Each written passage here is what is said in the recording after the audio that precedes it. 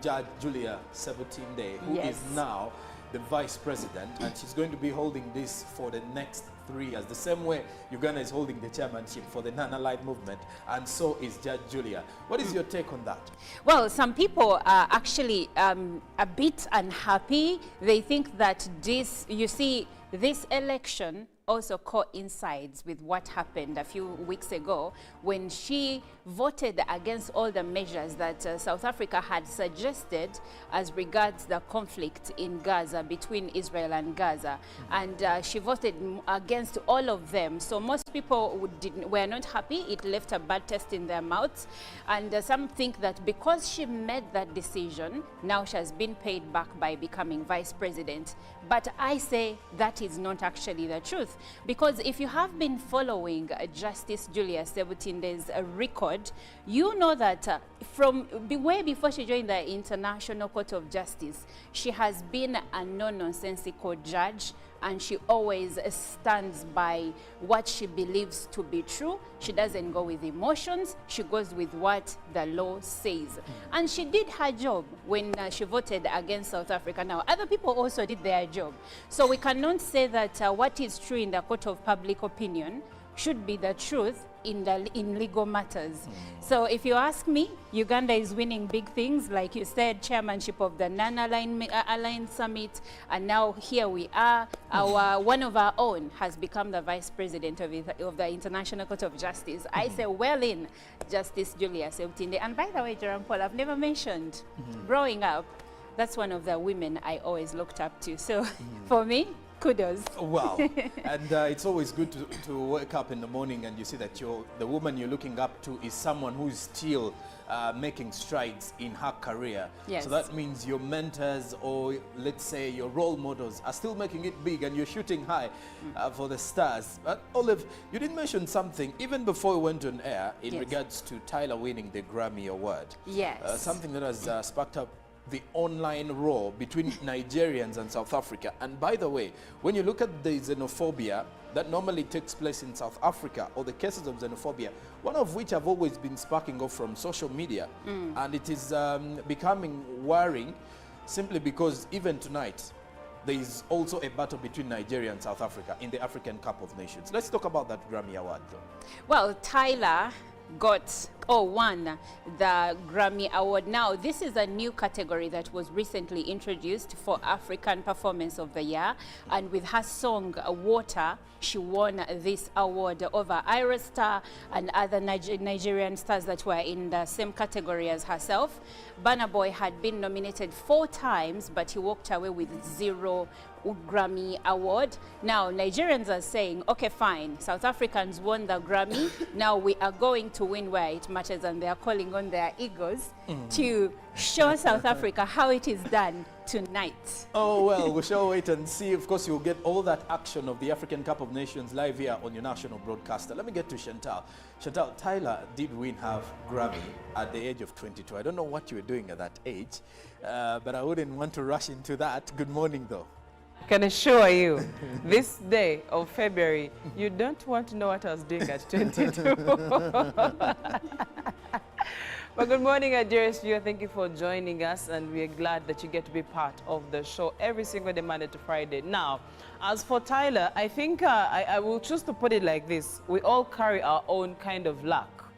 And if this is her time, if this is her door opening, I think we should just stand by and clap for her. Now, please do note that in most cases, these awards, in most cases, they are mad with a little bit of racism. They are mad with a bit of controversy here and there.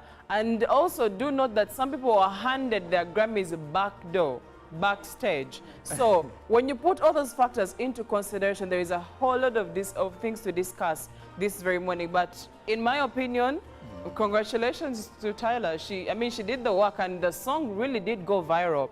Performed by different people differently in different parts of the world. Maybe that's the part that the Burna Boys and the Davidos did not reach at a point. Though there is Ira Star, and she is actually a star. She has done well for herself. The question would be, what went wrong or what went right? I was about to say, this if this category had been introduced a few years ago when Ira Star released Bloody Samaritan and some of her hit songs, I'm sure she would have taken bagged it. Yes. I would as well have wished if someone like Tua Savage, someone I crushed on for quite some time. Oh, wow. Back I would then. have definitely have. Back then, yes. Back then. She was an Back artist, then. really. Let me get to Chirabo this morning. Chirabo Robert Nyonyi Ntono, good morning to you, good sir. How are you doing today? I'm very fine. How are you doing, Sonko? I am okay. I am doing well, and I'm doing fantastic. We've been talking about two great women, one a 22-year-old, now the other also in law in relation to, and this one speaks so direct to us Ugandans, Judge Julius 17 Day. But besides that, what has been making headlines for you? Well, for me, I'm not so much into entertainment, Okay. but I'm happy for the 22-year-old. Then when it comes to our very own at the International Court, I think she deserves it. Remember, this is the first African woman to be on this panel of judges. The first African woman. That is one. But also when you look at her legacy and what she has done before, I think she's a very independent-minded person and who puts the law first. So the court is all about law, not about emotions, not about this. And if someone is very articulate and independent and confident, then she's worth to lead you. I'd like to be led by someone who is visionary, who can stand on their knees and have their own mind out, than someone who is about consensus and factors in so much. These are legal issues. Yes. So whoever is talking about what, no, these are legal issues. Here they don't go to make friendship. It's all about what does the law say. That's what she mastered and she has been doing very well. Now, Sorry to cut you short. The point that people did not see was that they ignored the reasons she gave and just stood on the statement that she has gone against the submission from South Africa. You get it? And she said, bring evidence that this is a genocide. Bring evidence that this is nothing to do with politics. Then when you are done with that, when you provide that evidence, we are good to go. We can have this happening. I'll just give you something very slight. Here in Uganda, I had an incident where some members of the Anglican Church rushed to court. And the judge was very clear. He said, well, these are religious issues. So we do not appoint bishops. And therefore, court ruled in favor of the Anglican Church. But I think for me, the outstanding story has been King Charles, who was diagnosed with a form of cancer. Remember, just a week back, he was in hospital when he had gone for an operation regarding the prostate enlargement. Now, during that, they discovered that there is a certain form of cancer. Of course, they did not tell us which type of cancer, but it's undergoing treatment. So we continue to pray for King Charles. Remember, we're under the Commonwealth. 2007 had Chogam here. Yes. So we pray for him. And when I saw her heading there, really, it disturbed my mind a bit, because that man doesn't, that prince doesn't usually just move far. Actually, going to there. I was so told. whenever I when and around 4, I saw a story of a helicopter flying into Birmingham. I was like, okay, I hope, and we continue to pray for him. But also coming back home briefly, I'm happy that at least now government has come up with measures to purchase 10 million doses of the foot and mouth disease. People were having 36 districts under quarantine. What does that mean now? That And most of those were the farmers dairy producing districts. Yes, they can't yes, move and cows, they've been they affected can't- a lot. It's troublesome, and we need about 88 doses to do that, but we are able to have 10 million doses for now. Remember, I have about 44 million cows, animals, and goats put together in this country, and government says they're going to have a revolving fund where now it will be mandatory for every cattle keeper to vaccinate their animals twice a year. But a dose is about 7,000. Now, if I have 100 animals times 7,000, how much is that? Some people are blessed with cows. You have about 350. But you see, even if it is 350, this is a business, and we invest in our businesses. And if you want to compete on the international level, you have to do so. So even locally, because you're not going to sell animals to people that are sick. So you invest in the business. That is like a drop in the ocean, and it is worth it. It is for the business. Well, that aside, now let's get into our local news to see what we've gathered for you, because we do have a lot local and international. But first, we start from the local scene. Well, we begin with yesterday's Telehasita celebrations, where President Museveni described Africa's problems to be regional problems that call for joint regional security solutions. Speaking at the UPDF 43rd Telehasita in Bugweri, President Museveni said the issue of terrorism is crossing from one country to another is a regional problem. However, he appreciated the regional cooperation among East African member states in trying to address the regional security threats.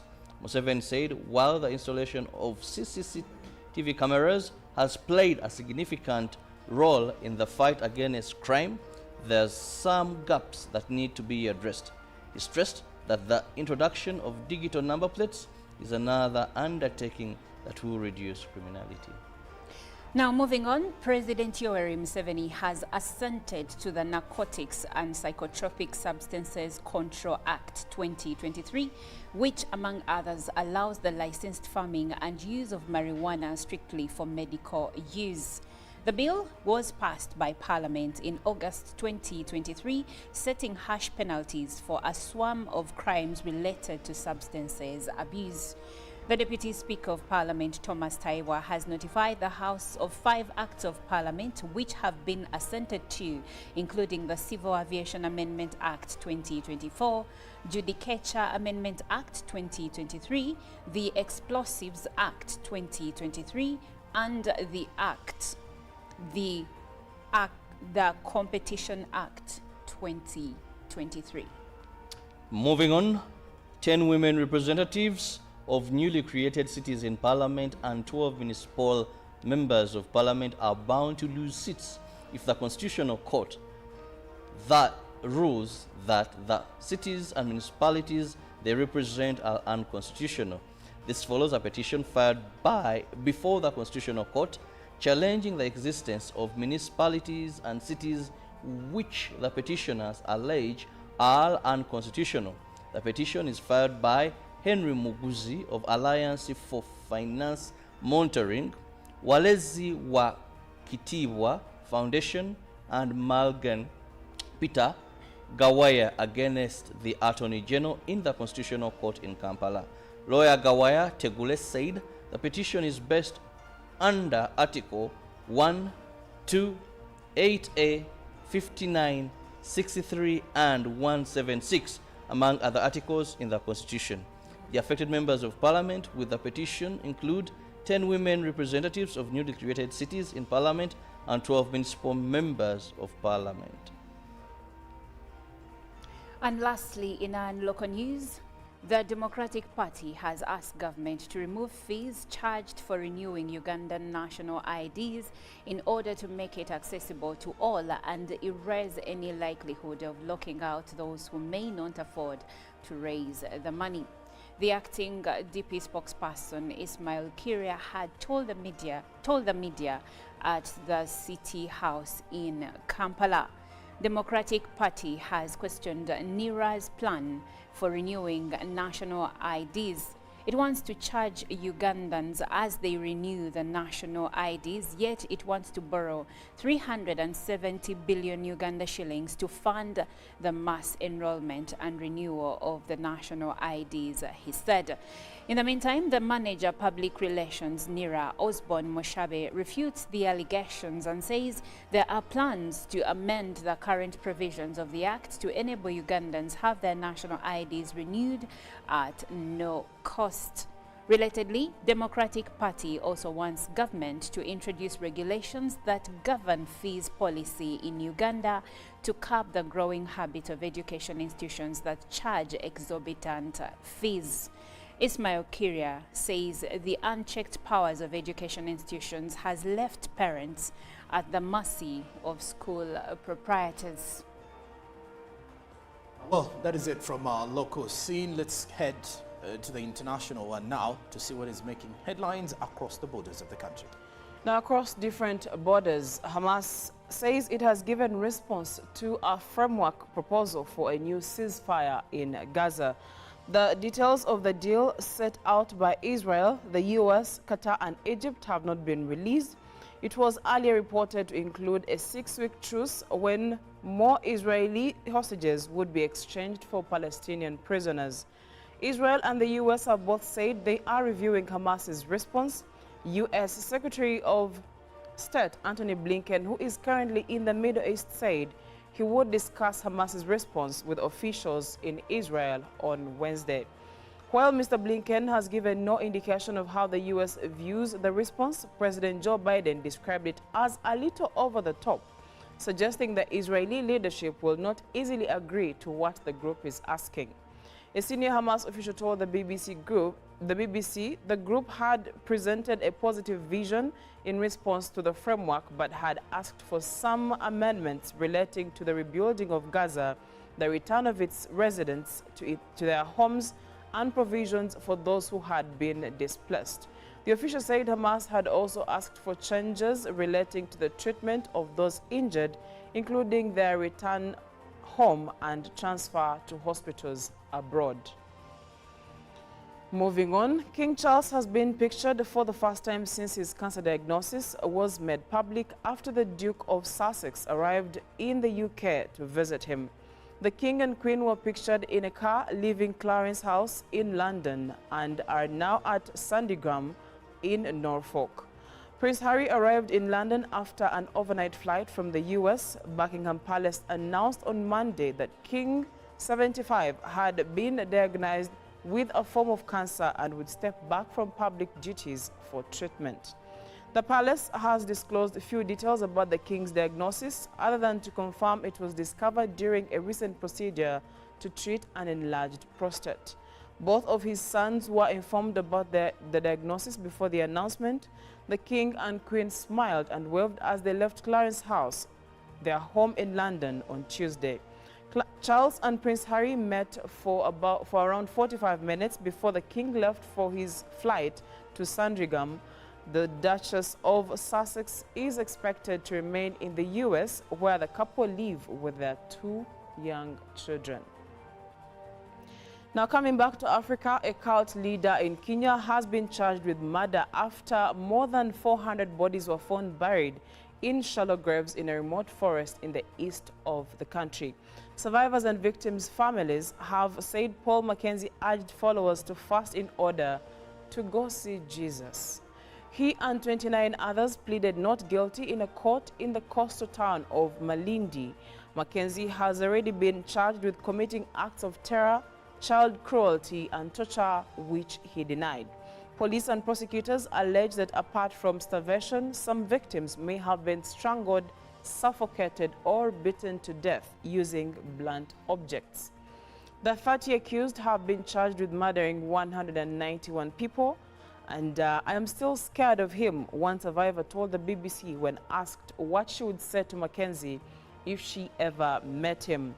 I don't want to ever meet him, said the 29-year-old mother of 4. Nema, not her real name, had been a follower of the Good News International Church in Malindi until it was closed down in 2019. When she heard that its leader had moved to Shakahola, the forest about 70 kilometers west of the town, together with other members of the church, she followed him there in 2022. Now, speaking matters climate, from deadly floods in California to devastating fires in Chile, scientists say the world is not prepared for the climate disasters that are hitting the increasing frequency as human-driven global heating continues to break records. The hottest year in history has been followed by the warmest ever January. Many regions in the northern hemisphere are sweltering in heat waves that would be more normal in June. Marine scientists are shocked by the prolonged and intense heat at the surface of the oceans. Scientists say the extreme heat is mostly the result of human activity, such as the burning of oil, gas, and coal, and the cutting down of forests. This has been amplified by natural factors, particularly El Nino, a phenomenon associated with Pacific Ocean warming that started last year and is expected to continue until spring at the earliest. This year has a 1 in 3 chance of being even hotter than last year's record, according to the U.S.'s National Oceanic and Atmospheric Administration. The higher the global temperature, the greater the risk of fires and flooding. This month alone has seen 2 grim records of such climate-related disasters. And that does it for climate news and what is happening across different parts of the world.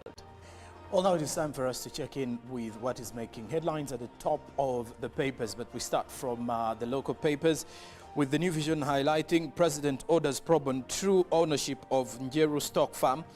Minister Otafire demands 75 billion shillings compensation. Then also President Museveni hails UPDF for peace in the region. A pictorial of the president yesterday at the Tarehe Sita celebrations that were happening in Bugweri district. Then woman member sits challenged in court.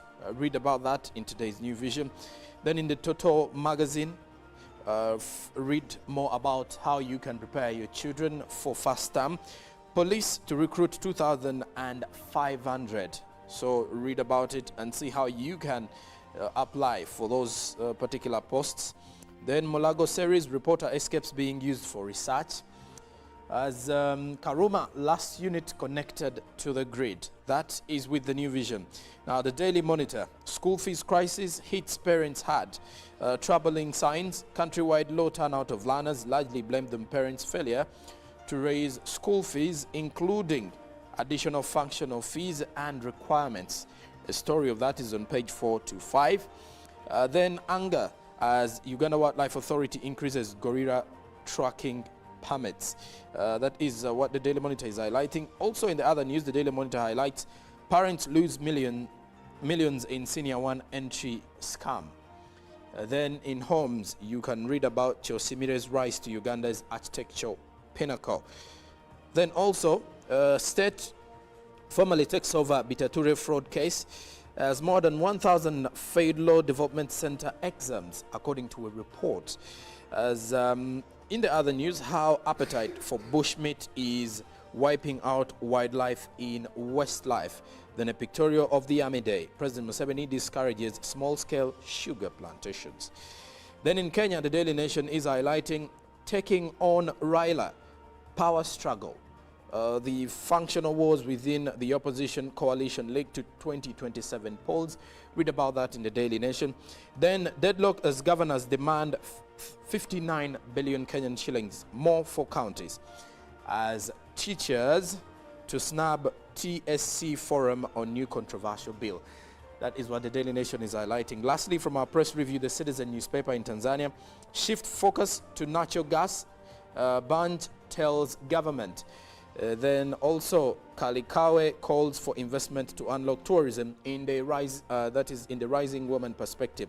Now in sport, the African Cup of Nations, it is do or die as Nigeria meets Ivory Coast. As Nigeria meets South Africa, Ivory Coast on the other hand takes on the DRC. Now manufacturers react to reduced ETS charges as African Airlines is set for modest growth in 2024.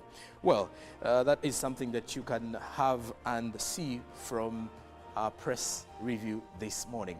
But besides that, back to the team here. I have a minute for each one of you. I have 30 seconds for each one of you. Our Woman Crush Wednesday, or the song of the day is coming in from a woman, since it's WCW.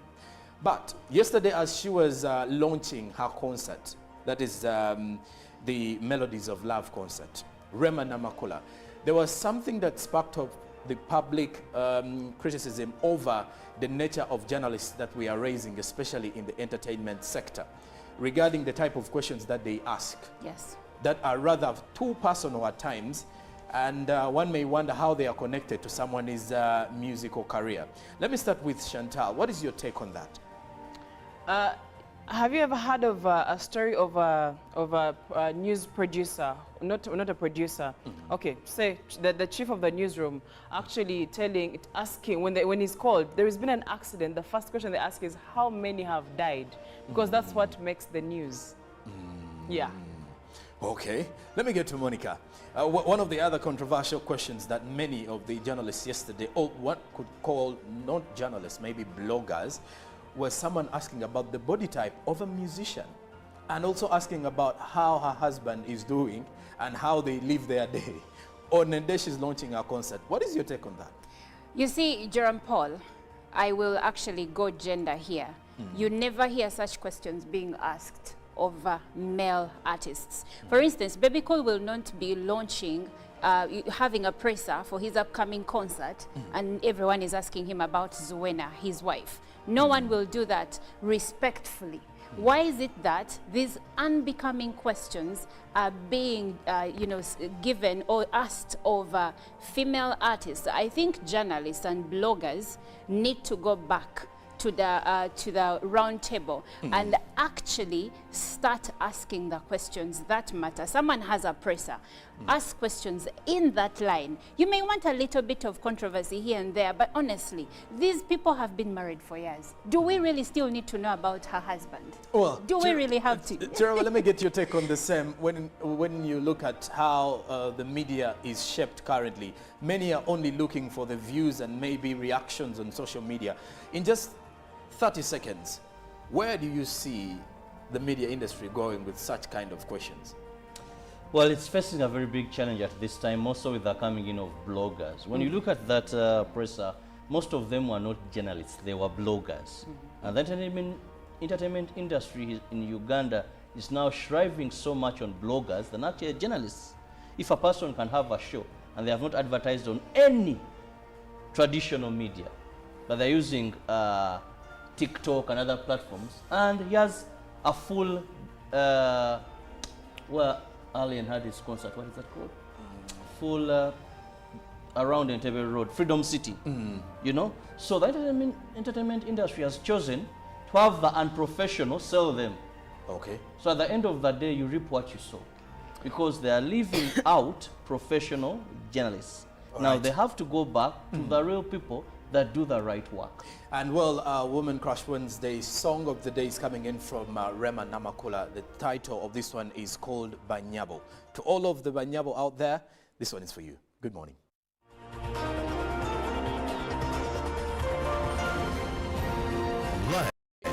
To see how that will transpire. But Good Morning Uganda is here and all geared up to ensure that we are inspiring you. I am Joram Paul Sonko with the team to make sure that we take you through your day and we make sure that we inspire your morning. Something that we do on a daily from Monday to Friday, where you're watching from, and you can as well share all of that using the X app or using our X handle at UBC TV Uganda, using the hashtag Good Morning Uganda, that is UBCGMU. But well, besides that, it's Wednesday and we are geared up to make sure that we give you the information that matters. Let me check on the team to see how they are doing, who they are crushing on, and well, how prepared they are for such a Wednesday, I should say. I'll start with Olive Monica Najuma. Good morning, Monica. How are you doing today? I am fantastic. I am great. I am awesome. And I am not in love, but I am happy to be in a month of love.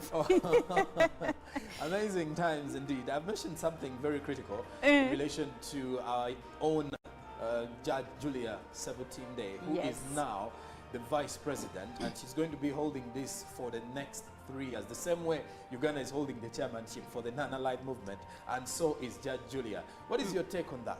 Well, some people are actually a bit unhappy. They think that this election also coincides with what happened a few weeks ago when she voted against all the measures that South Africa had suggested as regards the conflict in Gaza, between Israel and Gaza.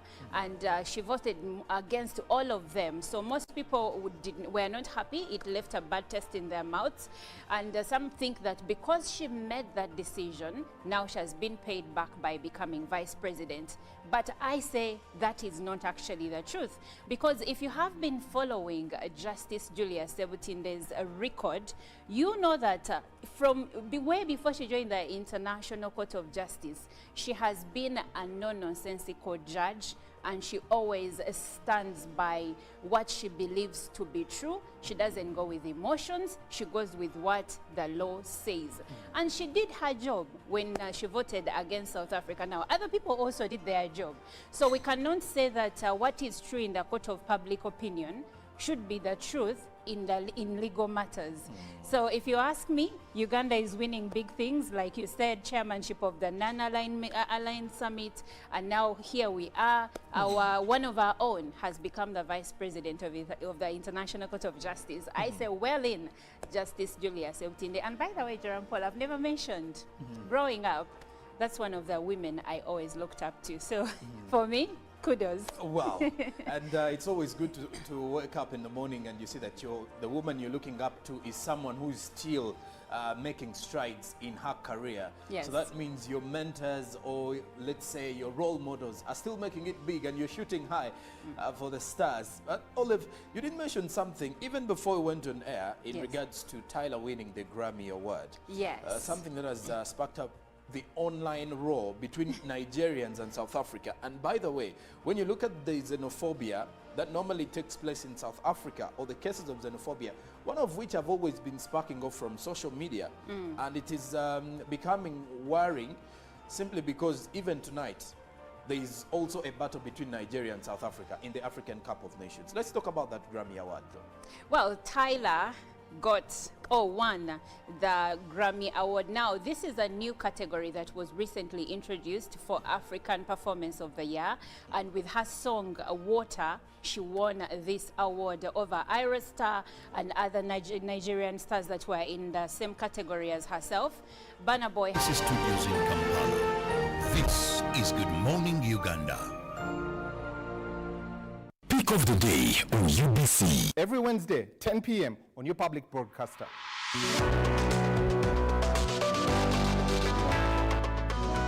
Was brought to you by MTN Momo Pay is the easy way to pay. Dial star 165 star 3 hash or use the MTN Momo app. You don't need cash. MTN Momo Pay is safe and free. Live from UBC Studios in Kampala, this is Good Morning Uganda.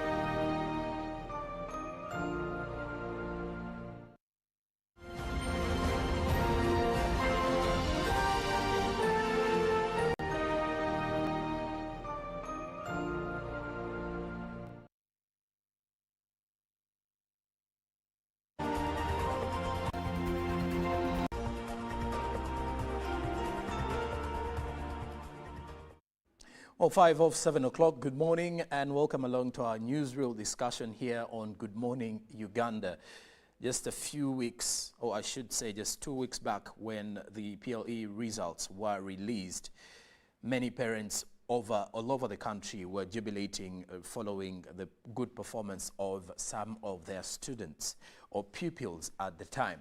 Now, this particular week, many parents are looking out for which school will be taking over the duties of educating their children for the next 4 years, that is in O level or the ordinary level of academics. But well, besides that, as we are looking at it, some other parents elsewhere across the country are not happy with the poor performance of their pupils or their children. And who is to blame here? Many of the parents are putting the blame onto the teachers. Now, case in point, when you look at pupils at Bulekei Primary School in Lunyo Sub-County, that is in Busia District, missed lessons after parents protested over poor academic performance. They were blaming the school and also asked for the immediate resignation of the head teacher of the same school. Well, this does not look like the only case that we have in the country, because when you look at the global, or what you could say, the country-wide performance, still many of the schools, especially in deep down areas of the country or up country, did not perform highly as those centered in town areas. The bigger question is, what needs to be done? But also, are the schools the only ones to blame? Is the government the only one to blame? Or should the parents or even the pupils themselves be accountable for this particular performance? That is what we're having here as a discussion. You can be part of it online by giving us your opinion and views on our WhatsApp number. And then also you can join the conversation on the X app using the hashtag UBCGMU and give us your opinion on the same, on who is to blame for the poor performance of the pupils in the PLE exams, or even on the O-level or A-level exams, because the O-level exams are also yet to be released. And after that, we shall as well be releasing, or we shall as well be having more from the A-level results as well. So if the poor results continue in that way, who will be the person to blame?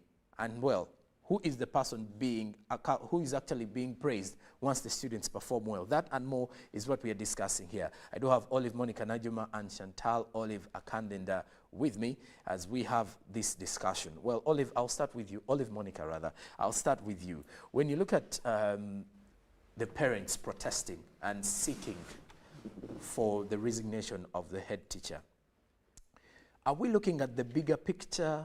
Is this the most critical point that we have to point, or rather have to look at, to say this is why the students performed poorly? Well, the head teacher is at the helm of the school.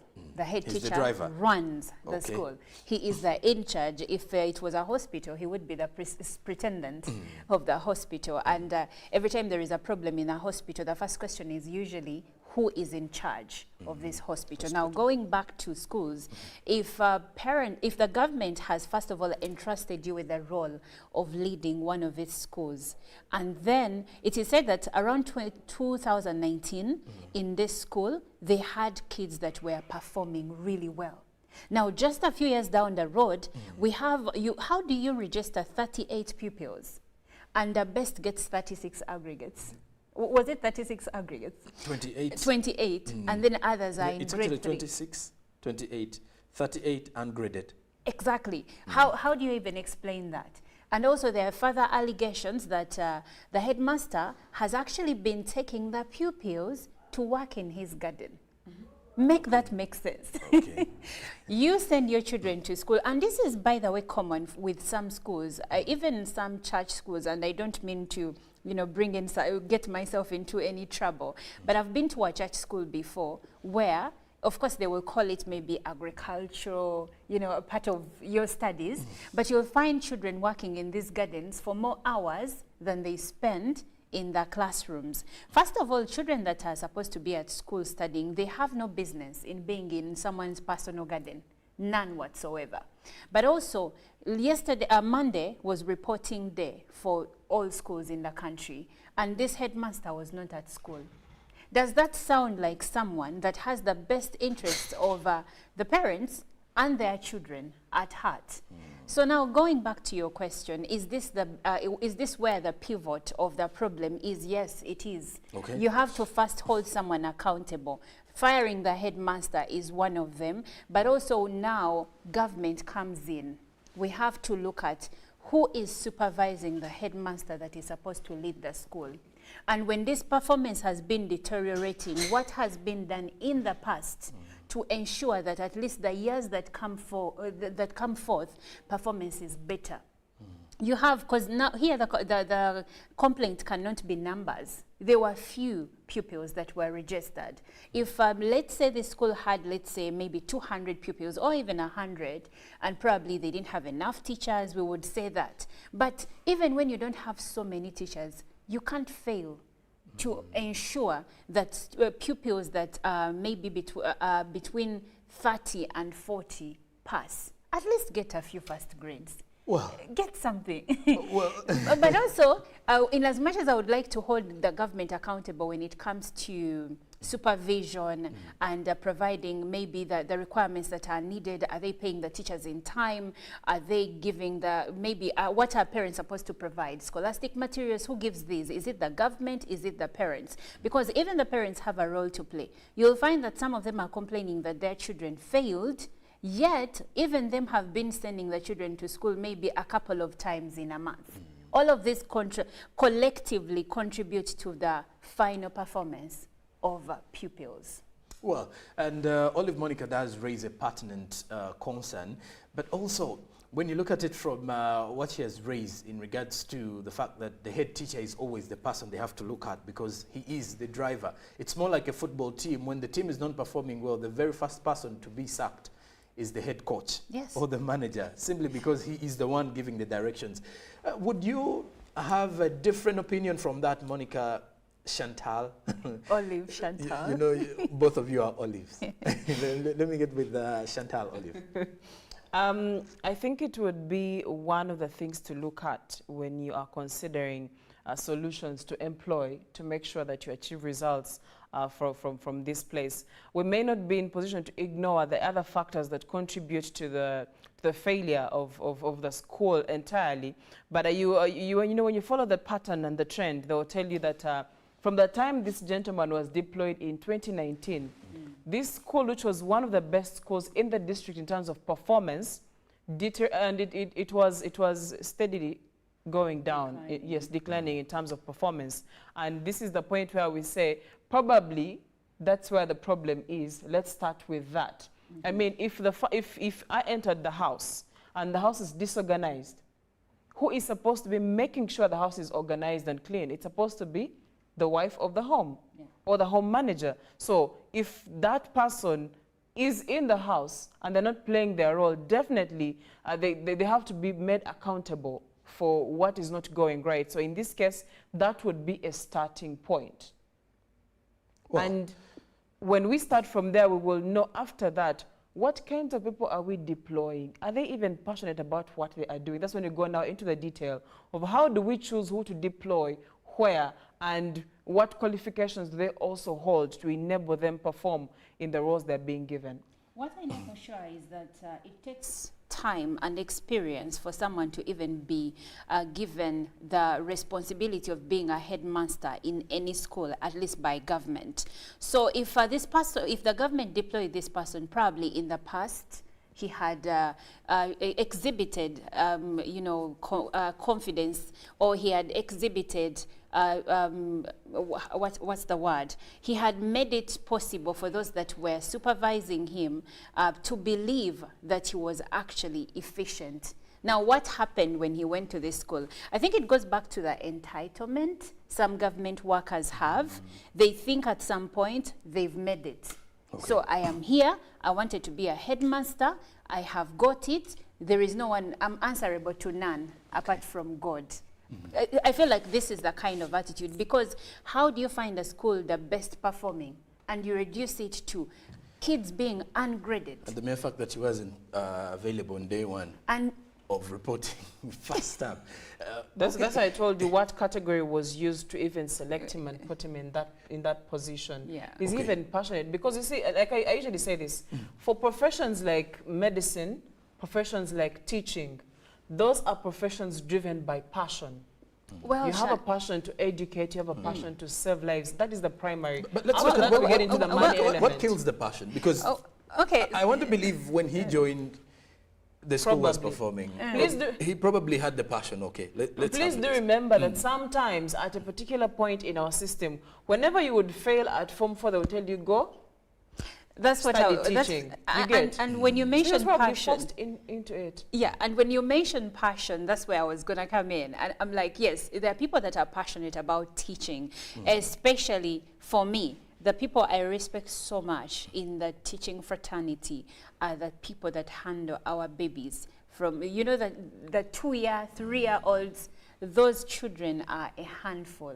But you're going to find a kindergarten teacher handling them with gloved hands, with a lot of tenderness and sternness, and you see that your children are now sprouting into what now they become. I feel like the other teachers in higher classes find a soft landing, because the lady is down and they're usually women, yes, they have already done a good job. But when Chantal mentions passion, she's right. Some people are passionate about teaching, but then we also have, at least back in the day, you fail senior 4, go study teaching. Why would you study teaching to begin with when you have failed?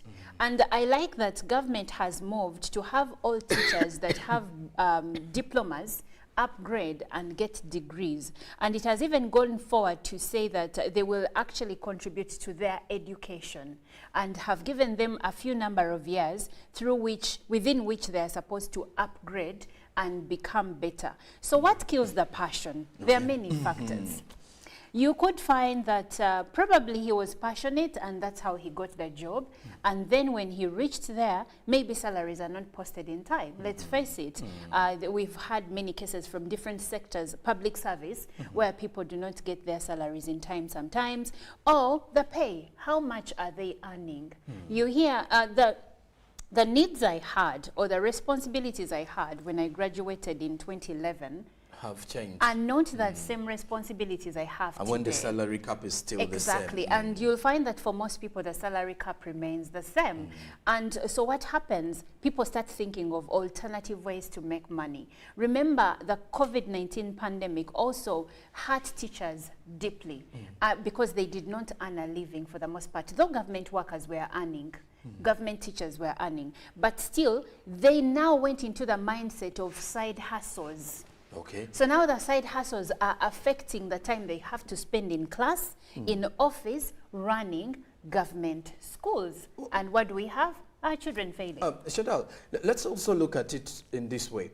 When you look at the performance of government schools in general and vis-a-vis private schools, and we've of course seen a couple of times many parents would rather take their children to private schools if at all they have the money to take them.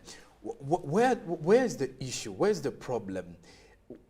Why is it that we're having so many of these kind of cases in government schools, and yet we expect to ideally see many of these schools performing well? You know, government is supposed to be treating and handling these schools and creating competition for the private sector so that private sector even does better than it should. But at the moment, private sector is competing with fellow private sector players. And the government is taking a back seat. Yeah, the government is taking a back seat, the biggest percentage. We are not going to disregard the fact that the government has moved some steps towards making things better. For example, the teachers, I mean the science teachers, their salaries were increased. If that was a problem, there was an increment given, yeah? But then again, when you go back down to structures, when you go back down to facilities, when you go back down to the environment in which these teachers operate, that alone is enough to make your motivation fall off. And like I said, if you are someone that is driven by passion, but when you go to class, for example, you have to teach under a tree. That's not motivating enough. Also, if you're getting to this school and there is no chalk, Scholastic materials. if they are not there, that is enough to demotivate someone who is passionate about educating. So when you ask this question, you realize that when you go back and start to look at the different factors, let's all agree that it's not one factor. Different factors are playing a role in here. So when we agree to that, you realize that the different factors in here are being a hindrance to the performance of government schools. And also I think because there is an alternative to the government schools option, and whoever can afford should, maybe that is why the government is not coming out to do as much, or even the budget constraints that we seem to be battling with.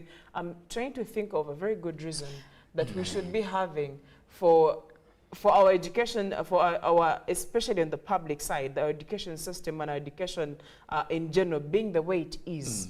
I think the biggest problem comes from the fact that our education system is highly privatized. I'm looking for a better way to put it, but I can't find it.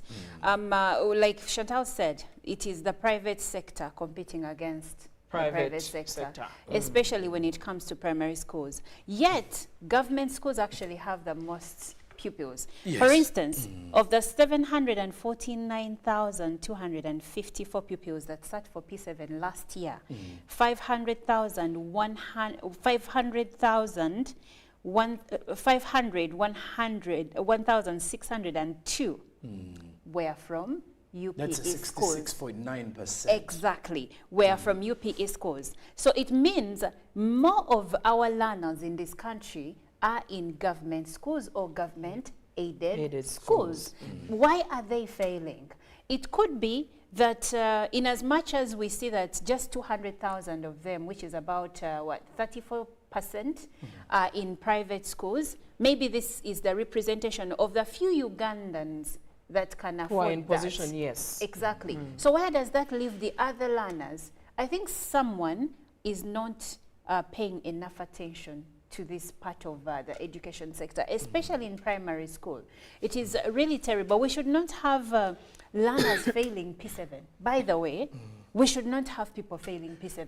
Let's look at it also in a way. How are parents handling these students, these pupils, while at home, even or while going to school? How do they help them balance the two? Because we've also heard of cases where a child who's supposed to be in class by, let's say, 8 a.m. Yes. to kickstart off the first lesson, according to the timetables normally, is maybe in the garden or has gone to the borehole to fetch water. Like I said earlier, it is collectively a responsibility of everyone involved to ensure that pupils pass or concentrate in class. So parents also have a role to play here, or they have failed to play their role. It is harvest season. You have the child at home to harvest beans, to harvest maize or whatever plant sorghum, everything. It is the dry season. You need them to, what do they do to beans? Like to get them out of their husks. I know the word in Runyanko. Exactly. Not in English. Even coffee. We have turned our children, and here is where we bring in the boys, we have turned them into servants, and we have turned them into breadwinners whenever it suits us as parents. And this is affecting them. You cannot send a child that first went to the well to fetch water maybe 2 kilometers away from home. Then you send them to school. Trust me, they're going to be tired. Yes. Even you, an adult, if you don't have enough sleep or enough rest, you get to work and at 6 a.m. you're dozing. I will have to reserve my comment on that. Anyway, what I'm trying to say is parents have failed their children to a degree. Also, the other thing is that the children in government schools, sometimes government tries to provide meals, but parents need to add more. Even if you do not have money to buy snacks like Doritos and whatnot, actually they are not even healthy. Pack some lumonde, that is sweet potato. Pack some maize for this child so that they don't go to school hungry. True. Because if a child is being taught on an empty stomach for a full day, trust me, whatever enters in this ear is going to get out in this one, and they will not have understood anything. I mean, if you're an adult can fail to concentrate and you freeze and close out when you're hungry, imagine that student. Please do note that when you are studying, when you are using your brain, it's using a particular percentage of the food that you have put in the body. Now imagine a body without food. Exactly. And well, of course, like my colleagues have actually mentioned or put it, it is very right for us to understand that this education is a collective effort. If you want to push your child to be the best of what they want to be, you, a parent, the teacher, even the schools themselves have to actually say something about it. Then we have some comments, a few comments so far that are coming in. Good morning, I'm Alvin Ways from Rubirizi. Thank you very much for watching, Alvin. He says some government schools perform poorly, especially those in rural areas, because most students don't get what to eat, especially at lunchtime, so they can't study when they are hungry, as the conditions are not good in most of the villages. And well, that is something my two colleagues have as well mentioned here. Then, hello, for me, I think government, this one says, hello, for me, I think government schools perform poorly because sometimes they don't utilize resources improvised by the government.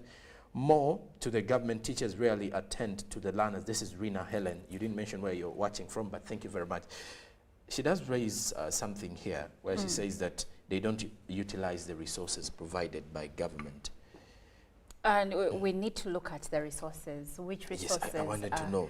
are provided. Especially the ones that are not utilized. Exactly. Because I want to ask, when I was in high school, I wasn't privileged to go to some of what you'd call the EAT schools of this country. Same here, because I once went through the USCE. I also went to a UPE school for a couple of weeks. But all I'm saying, is this: when you mention resources, what do you mean? Because what I was driving it at is a school should have a well-stocked library. How many government schools have these. Let's look at maybe S4 results are about to come back. How many of these schools have nicely, the word is not stocked, what do you say about the laboratory? Well-equipped yes, laboratories. Because we say we are now paying science teachers lots of money. But do they have the resources they need to use to teach these children sciences? But also, by the way, let me ask, Chantal mentioned the salaries, and thank you very much.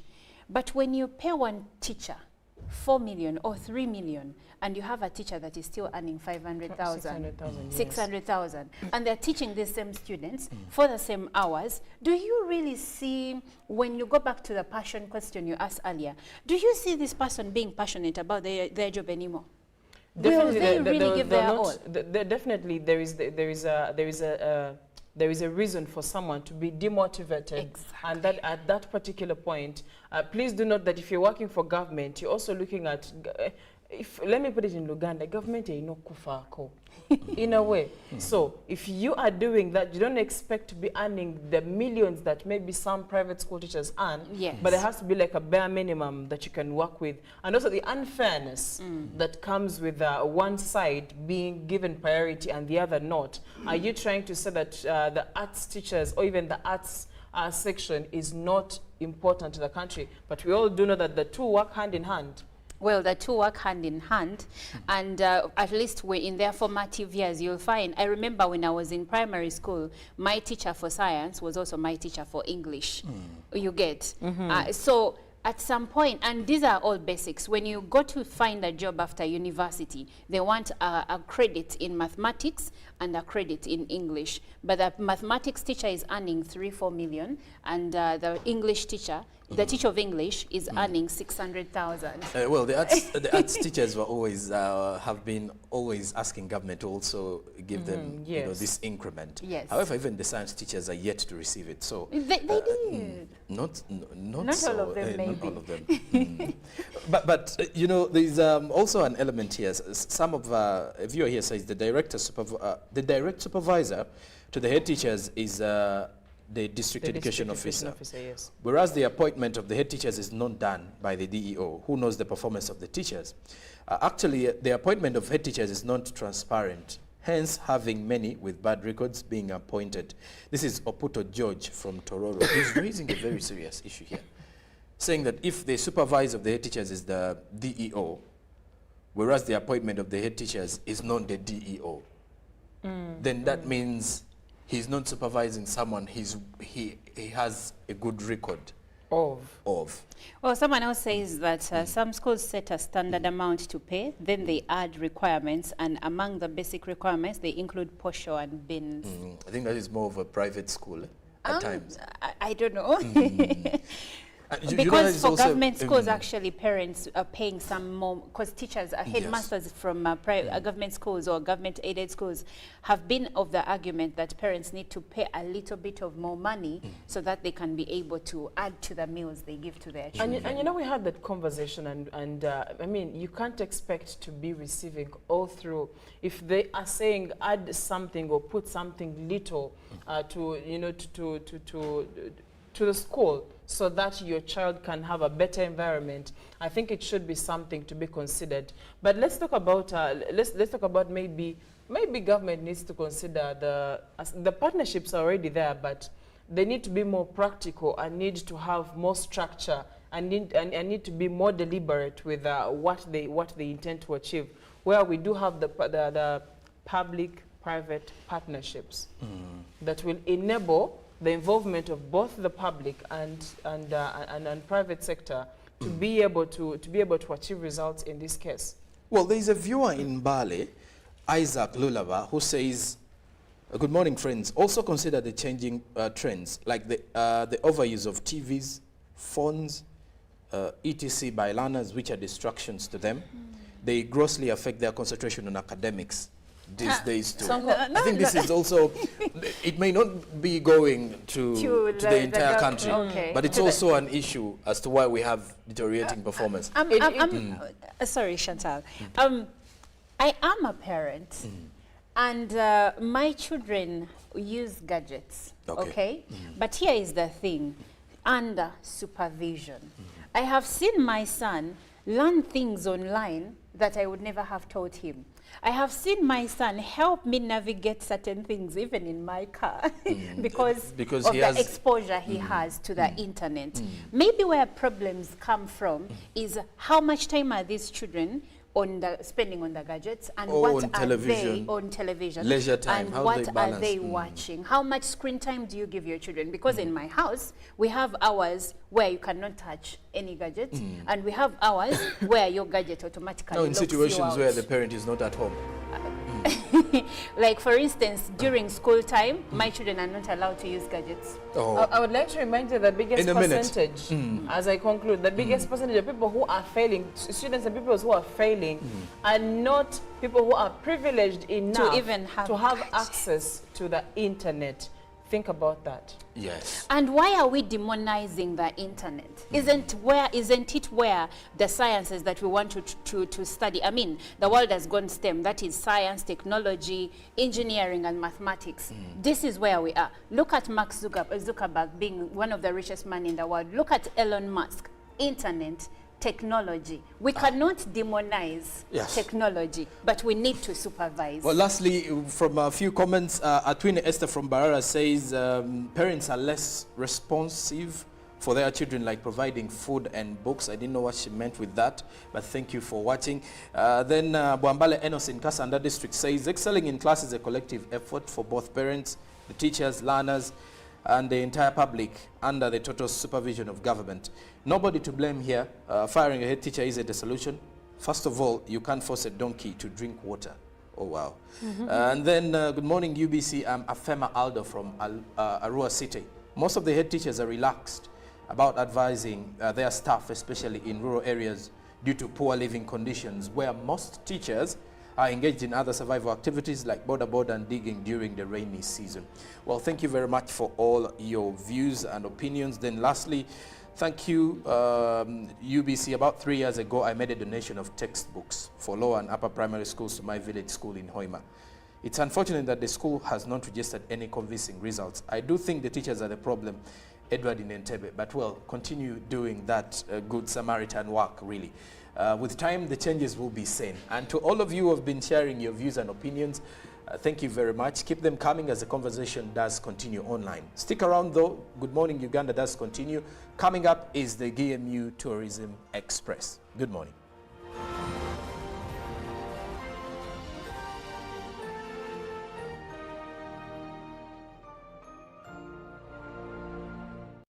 Live from UBC Studios in Kampala, this is Good Morning Uganda. A new dawn on Behind the Headlines with me, Timothy Nyangweso. Every Wednesday, live in our studios in the heart of Kampala. We have conversations that have analysis, explanation, but not every truth is fact, and not every fact is truth. Every Wednesday, 10 p.m. on your public broadcaster. All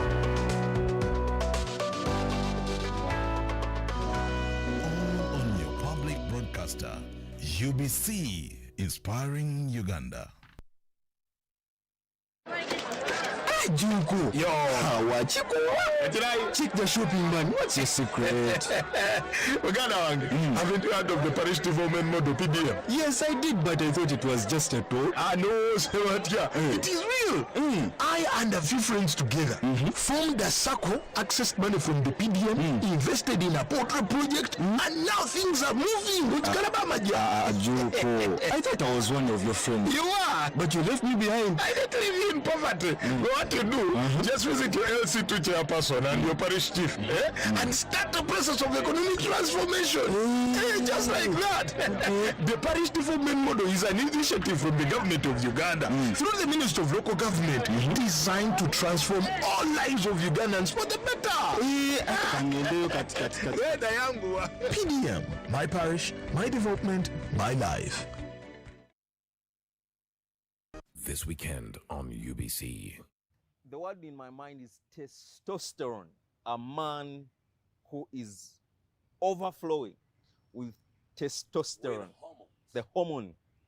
God placed hormones in that man for his own glory, for the man could be the man that God wants him to be, but the man now is being ruled by the hormones. Are these hormones meant to direct the man and tell him what to do, or the man is supposed to control the hormones? What you call omusajja, oba obusajja n'obwami, manhood, is an office. To be a man is an office. It's a calling. It is more than, it's more than science. It's more than gender. It's more than sex. It's a responsibility. It's a function. It's a function. Now, not a title. No. This weekend on UBC.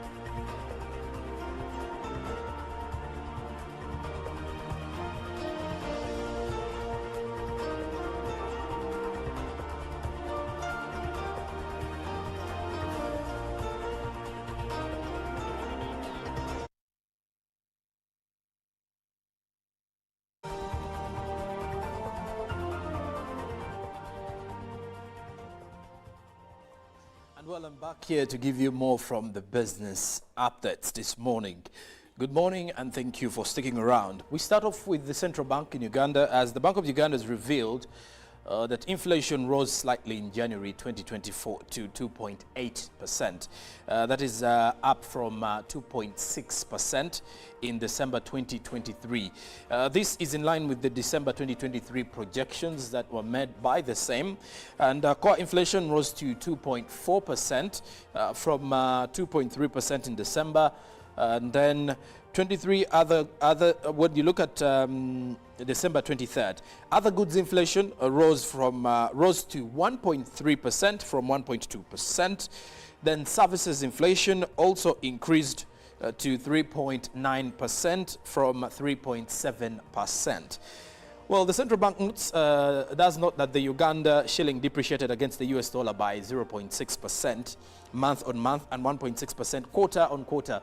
That is in January as of January 2024.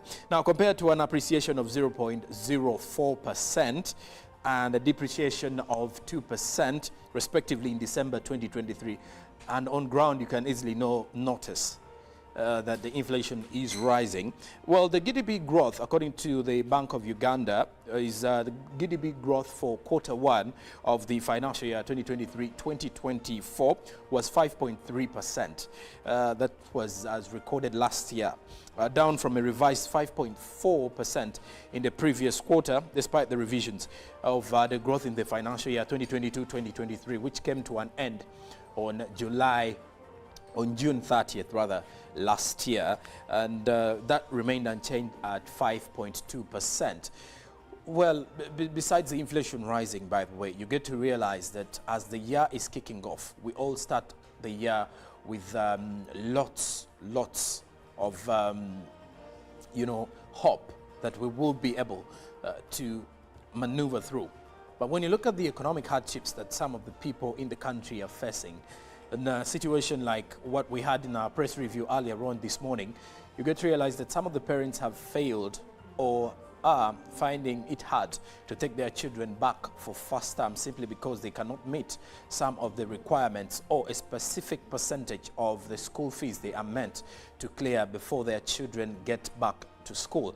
But well, we stand together with all of the parents who are trying in these economic times, and we know all will be well, and especially for all of you who wake up in the morning to watch us wherever you are across the country. We do pray that you will be able to take your children or students back to school. Well, tough times never last, as more so as the tough people do. Well, away from that, let's get into the other news coming in from the business perspective this morning. The Uganda Communications Commission has constructed a multi-sectoral mast in Lapono sub-county that is in Agago district. Now, the shillings, the 200 million shillings project was launched by the Minister of ICT, that is Dr. Chris Baryomosi. It is valued at over, the Minister of ICT and National Guidance, it is valued at over 200 million shillings, a subsidized arrangement which was planted in Lapono sub-county. According to the government, this is all about fulfilling its mandate of digitalizing the country. Remember last year, the Digital Transformation Roadmap was again launched by the Ministry of ICT and National Guidance. Why? When you look at the trends world over, all the economies are transitioning to the e-economy. And how you transition to the e-economy, you have to make sure that your internet is up there. You have to make sure that internet connectivity is everywhere. You have to make sure that every citizen can access quality internet. And then also looking at the digital gadgets or digital devices, they have to be very accessible. Also, not to forget, earlier this very year, we also got to assemble, or we also got to launch as a country a new smartphone that is being assembled here in Mbale. So when you look at all of those kind of innovations that are coming up in the country, that clearly shows you that we are looking at, or we are moving in the right direction when it comes to digital transformation as a country. We are moving digital. Businesses are switching to the digital era. And for any other person out there who's doing any kind of business or dealing in any sort of business, especially the small and medium-sized enterprises, it is always wise for you to always have a position in the digital space, or to position yourself so well to see that you have online clients as well as the physical clients, so that your position is well cemented, whether you are at work or not, or whether you have a physical location or you're working from home.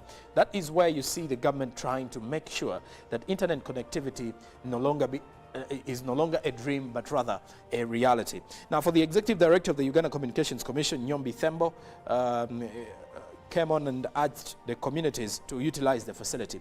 And the receiving reception was hosted by Akelo, at the Akelo West Village in Lapono Sub-County.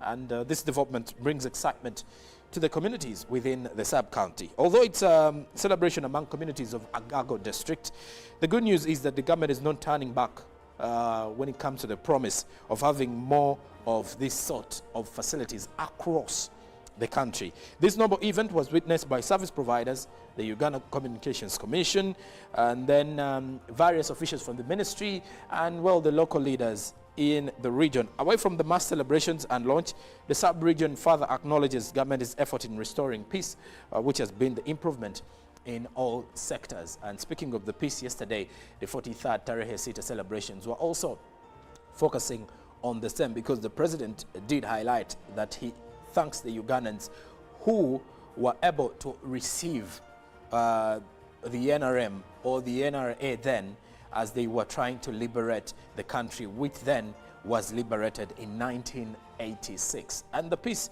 is prevailing in the country, because when you look at the rise of different investment channels in the country, clearly shows you that we are a worthy investment destination. And also yesterday, you get to realize that Honorable Evelyn Anita did reveal that we expect more industries coming up in the country. The Namamve Industrial Park is actually breeding more of the industries coming up. So we expect more when it comes to Uganda's investment area or sector. That is what I've been having for you from the world of business. But first, let's get into the forex market to see how the various currencies have been faring as close of business yesterday.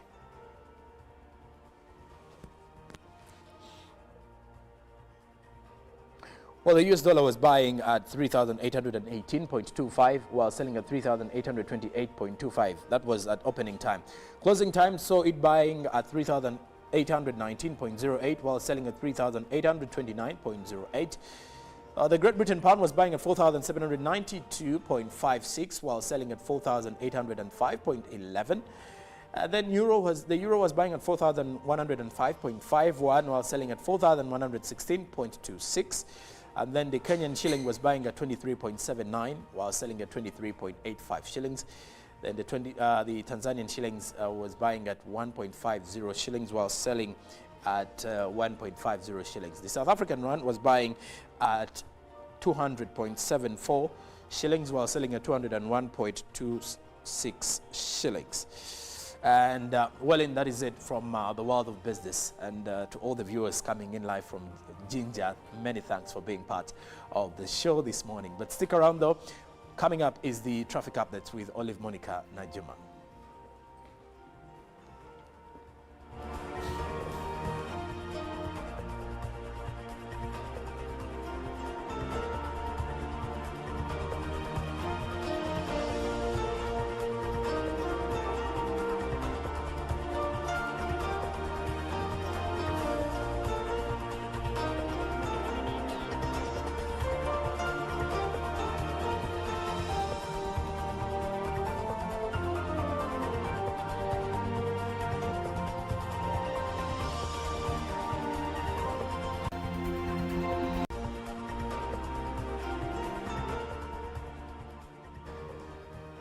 Now, as we start our traffic updates this morning, we will start with a traffic tip.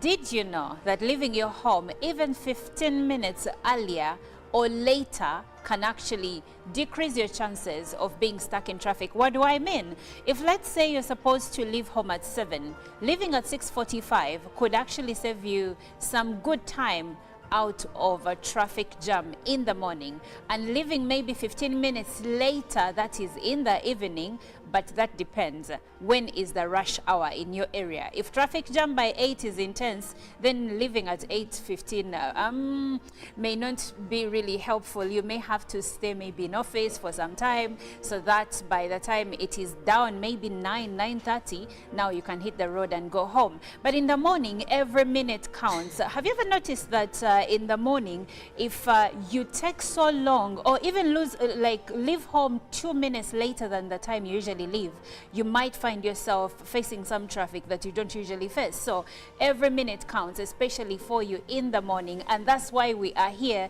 to also help you navigate the roads and know which routes to take as of a particular morning, and this morning not being any different. My name is Olive Monica Najuma, and I'm here to take you through the traffic updates for this Wednesday. Now, if you're coming from the side of Katwe and you intended to use Nsambia Road, unfortunately you won't be able to do that because the road is closed off as of now. As you can see right now, in Katwe area, going off to Nsambia Road, those white and red dots indicate that the road has been closed off. So if that's the route you were planning to use, now you should know that you need to think of an alternative route.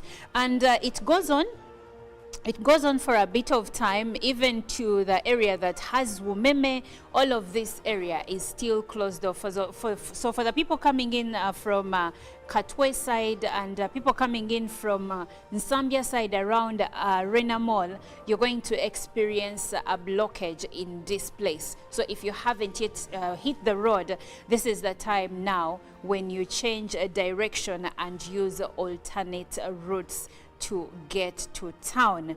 Now, moving on, I'm looking at the area that has Uganda Police Fire Brigade Station. There is a traffic jam in this section of town, and also the neighboring roads. I see that the area that has Mega Standard Supermarket, there is a traffic jam along this route as well.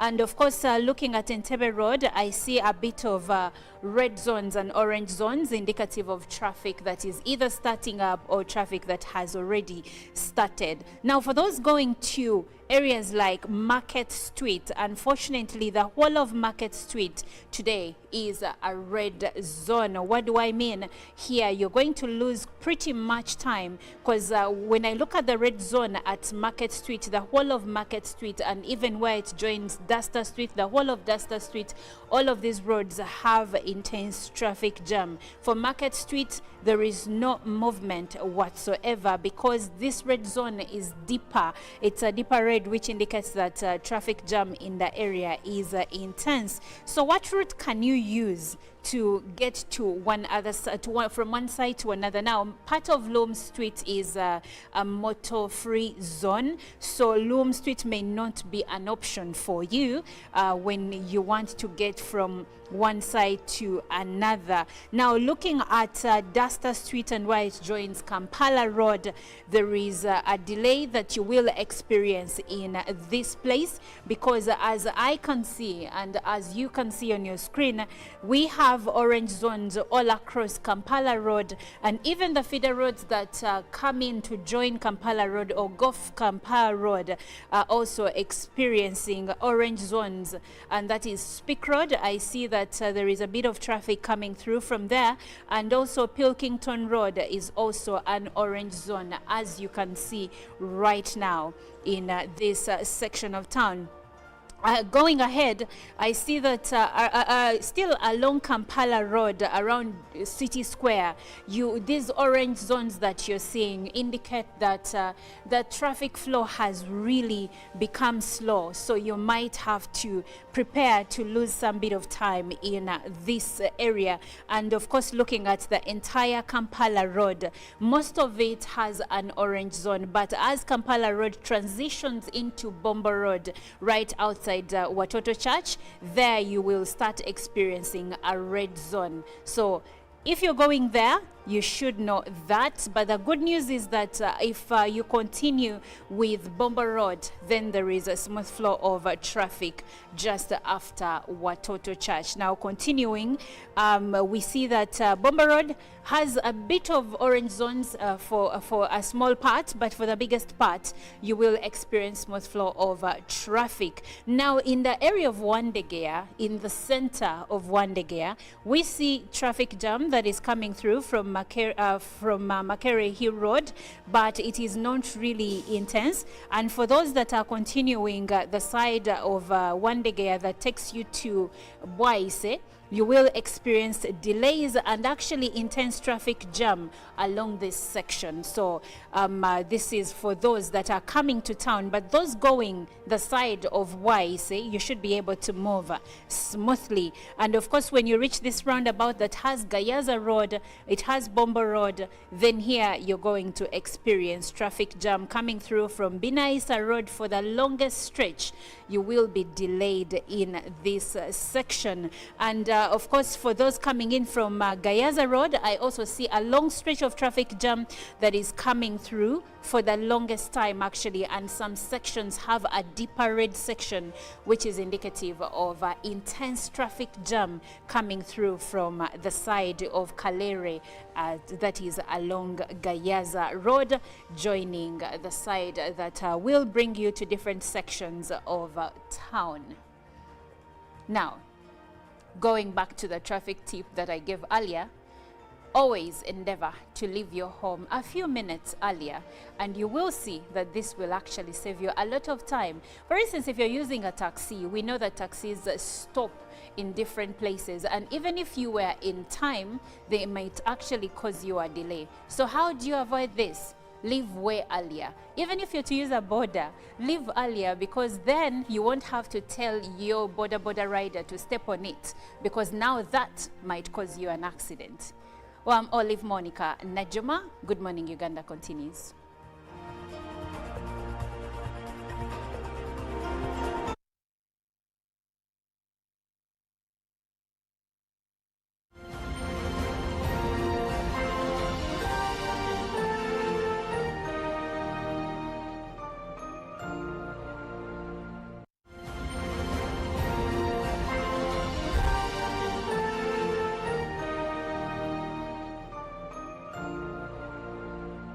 Pick of the day on UBC. Every Wednesday, 10 p.m. on your public broadcaster.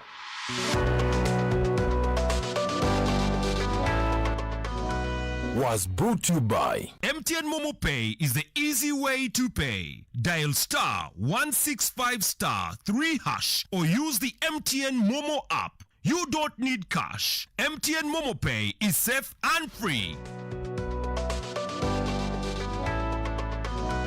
The cardinal role of a government is maintaining law and order, safeguarding citizens' rights, and providing essential public goods and services. Throughout its tenure, the government has consistently upheld these principles. This foundation creates an environment conducive to delivering crucial social services to citizens through diverse approaches such as taxation, strategic budgeting, and effective policy implementation.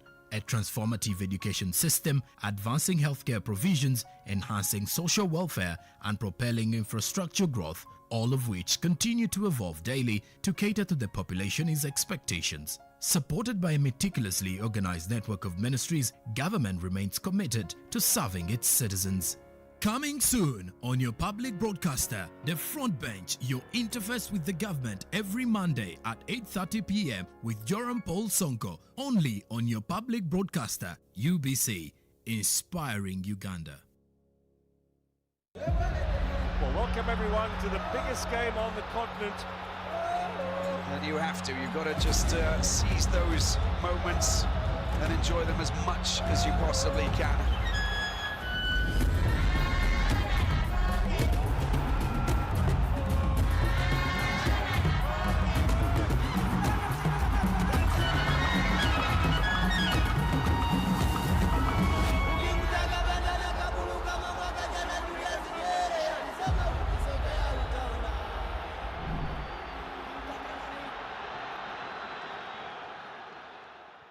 This weekend on UBC.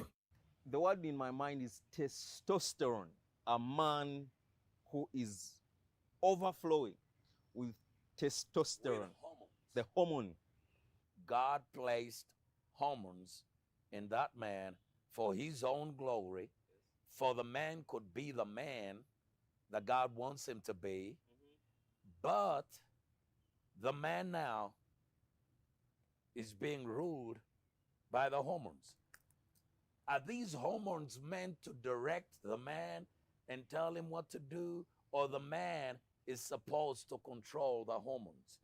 What you call omusajja, oba obusajja n'obwami, manhood, is an office. To be a man is an office. It's a calling. It is more than, it's more than science. It's more than gender. It's more than sex. It's a responsibility. It's a function. It's a function. Now, not a title. No. This weekend on UBC.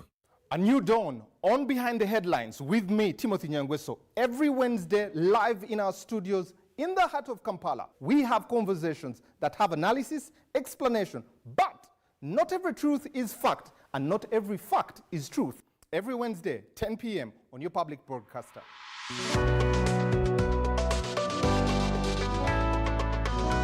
All on your public broadcaster.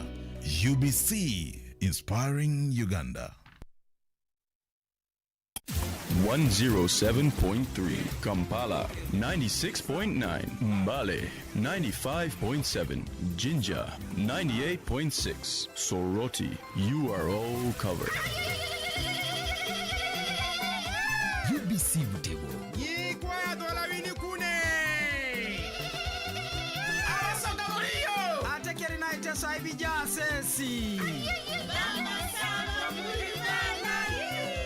UBC Butego. Live from UBC Studios in Kampala, this is Good Morning Uganda.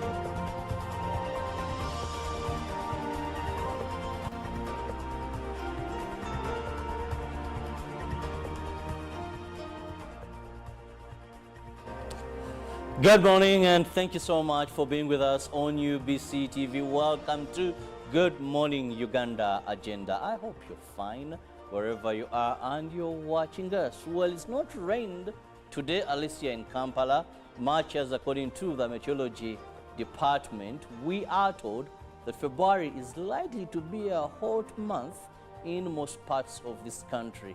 So then there you go, we missed the sunshine in January, but February looks to be bringing us more bit of that. Now, in the same spirit, we know that our farmers, when it comes to hot seasons, they suffer a lot. However, our government and, of course, many young youths have so much spearheaded various innovations in the sector of agriculture. Why? To ensure that the country that we pride in as the backbone being agriculture, we have various innovations that aid, that support, that bail out a farmer, more so when it comes to dry period. You must know that most of our farmers depend on rainfall-fed agriculture. Now, what does that mean? You need innovation. Most of our farmers are still in the analog way, using the hoe. Most of our farmers are using archaic old technologies in agriculture. Yet as we move forward day and day, there are various innovations. When I was young, we knew cows eat elephant grass, lab, lucina, and a few. But today, cows are eating silage. This silage, you need a particular machine to be able to cut that maize, the elephant grass, whatever you've added in that, and a number of innovations. Now, joining me this morning, I have Muonge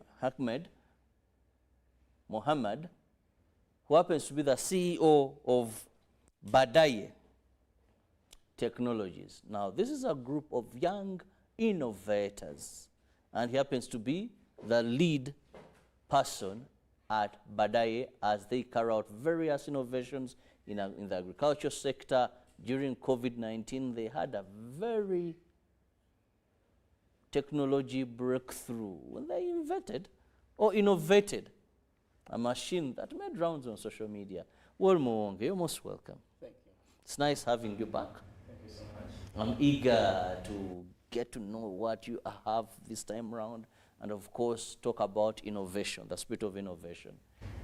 And to begin with, let my viewer know what is Badaye all about, and a brief journey of how you have been able to pave and sail through. Good morning, Uganda. Good morning, viewers. As told, I'm Mwonge Muhammad, CEO of Badaye Technologies. Badaye Technologies is a company of young innovators. We're actually Ugandan youths who studied and graduated from our local universities. After universities, and some of them are still continuing, we decided to come up with a company that would actually innovate certain different technologies. When you look at Uganda, most of the technologies that we used to have here, we actually imported technologies. And such technologies happen to be very expensive, very unaffordable, and they're not designed fit for our society. Look at, giving an example of technologies imported from China. They're actually designed based on the environment in China. When they come here, they happen to be very, very complicated to the people who are supposed to use them. So we decided to come up with a company that would design and manufacture technologies locally. We identify a problem and come up with a technological solution. Just like you said, during COVID, we developed a technology that solved a problem that was existing then. And then after COVID, people became a little bit reluctant as far as hand wash was concerned. So we decided now to focus on agriculture. Because when you look at agriculture in Uganda, it is the backbone of our economy. So we now developing different technologies. Our first technology in agriculture was a maize cleaner. When you look at maize cleaning in Uganda, it has been a very, very, very big problem. Actually, not only in Uganda, but in the entire Africa. So we decided to come up with a technology. Now, that was after doing some research. We did some research in Kamuli. It was a collaboration with the Iowa State University Uganda program. We visited different schools in Kamuli district, and we realized that actually pupils in primary schools were spending more time cleaning maize for processing posho and porridge than the time they would spend in class. So we decided to come up with a technology that would help them clean maize, and we came up with a pedal-operated seed cleaner, maize cleaner.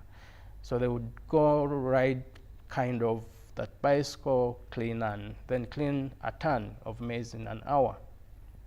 So, but then we kept on improving that technology. So we did another research. Now we went, because after that, we wanted to commercialize the product. So we extended our research. So when we visited villages, farmers, and then we landed on maize millers and those in the maize milling business. And we realized that the challenge was not actually ending with the farmers, but was the same challenge with the maize millers. So we enrolled that product, we commercialized it now. It is now, it started as an idea, we developed a product, it is now a product being sold on market. And these maize millers are now able to clean up to 70 tons per shift. Something that has really helped us. Now, when we have also developed other technologies. We have people in the animal industry, animal farming. We developed the silage choppers. We make machines like silage choppers. There are those in the poultry sector. We make the hammer mills for making broken maize, and so many other technologies. For us, the uniqueness about our company is that you actually tell us what you want us to design based on what you do, and then we develop a technology for you, because we have the necessary skills. Now, you've talked about what you've been able to do in the agriculture sector, where we see so many youth aren't that very interested when it comes to agriculture. You find that it is something they are not very passionate about, I must say. Now, when it comes to innovation in the agriculture sector, let's look more at the role of the youth here. Yes, it's Uganda's largest population, but we've not seen it very interested in venturing into that. Yeah, true. When you look at the number of the population,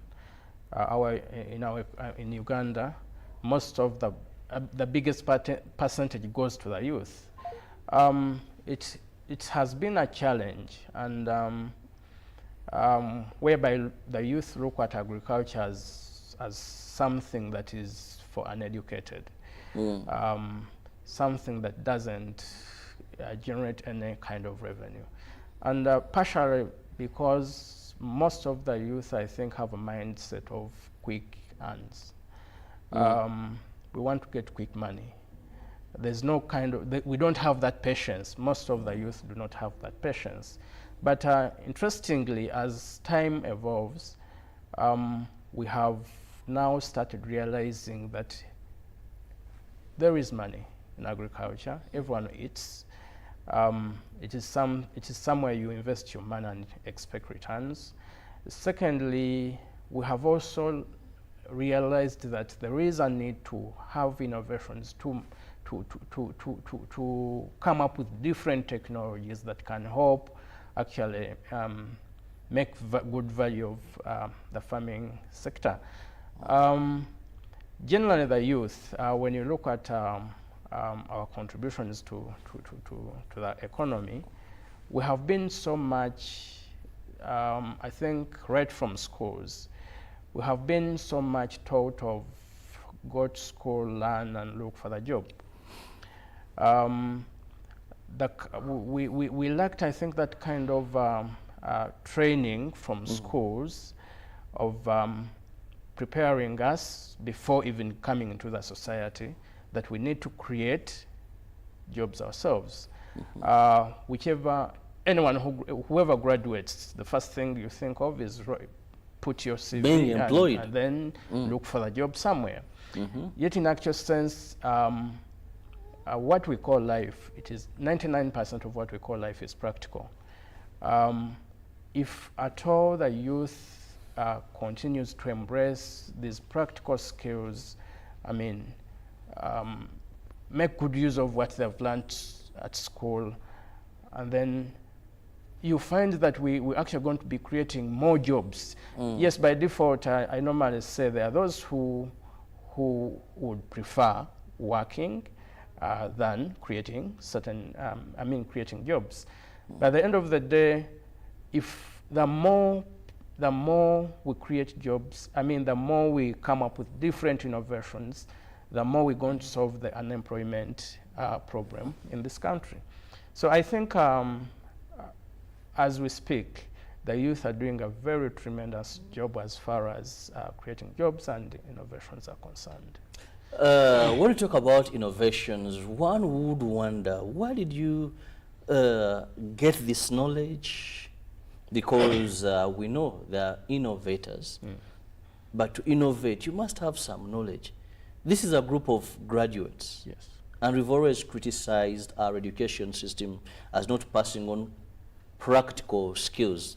Is it a group of people going for vocational trainings and vocational institutions, and now you specialized in metalwork and all these? Because we only see such, one would say, in Katwe, where those are young boys who look at something and do it for you.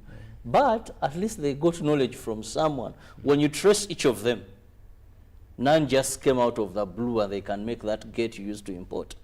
You know, he was working in someone's workshop, he has someone. So these graduates in a system that has been criticized as not as bringing job seekers and not job creators, then how come you manage and you're doing great and wonders in terms of various innovations? First of all, I think I would say that it is interest.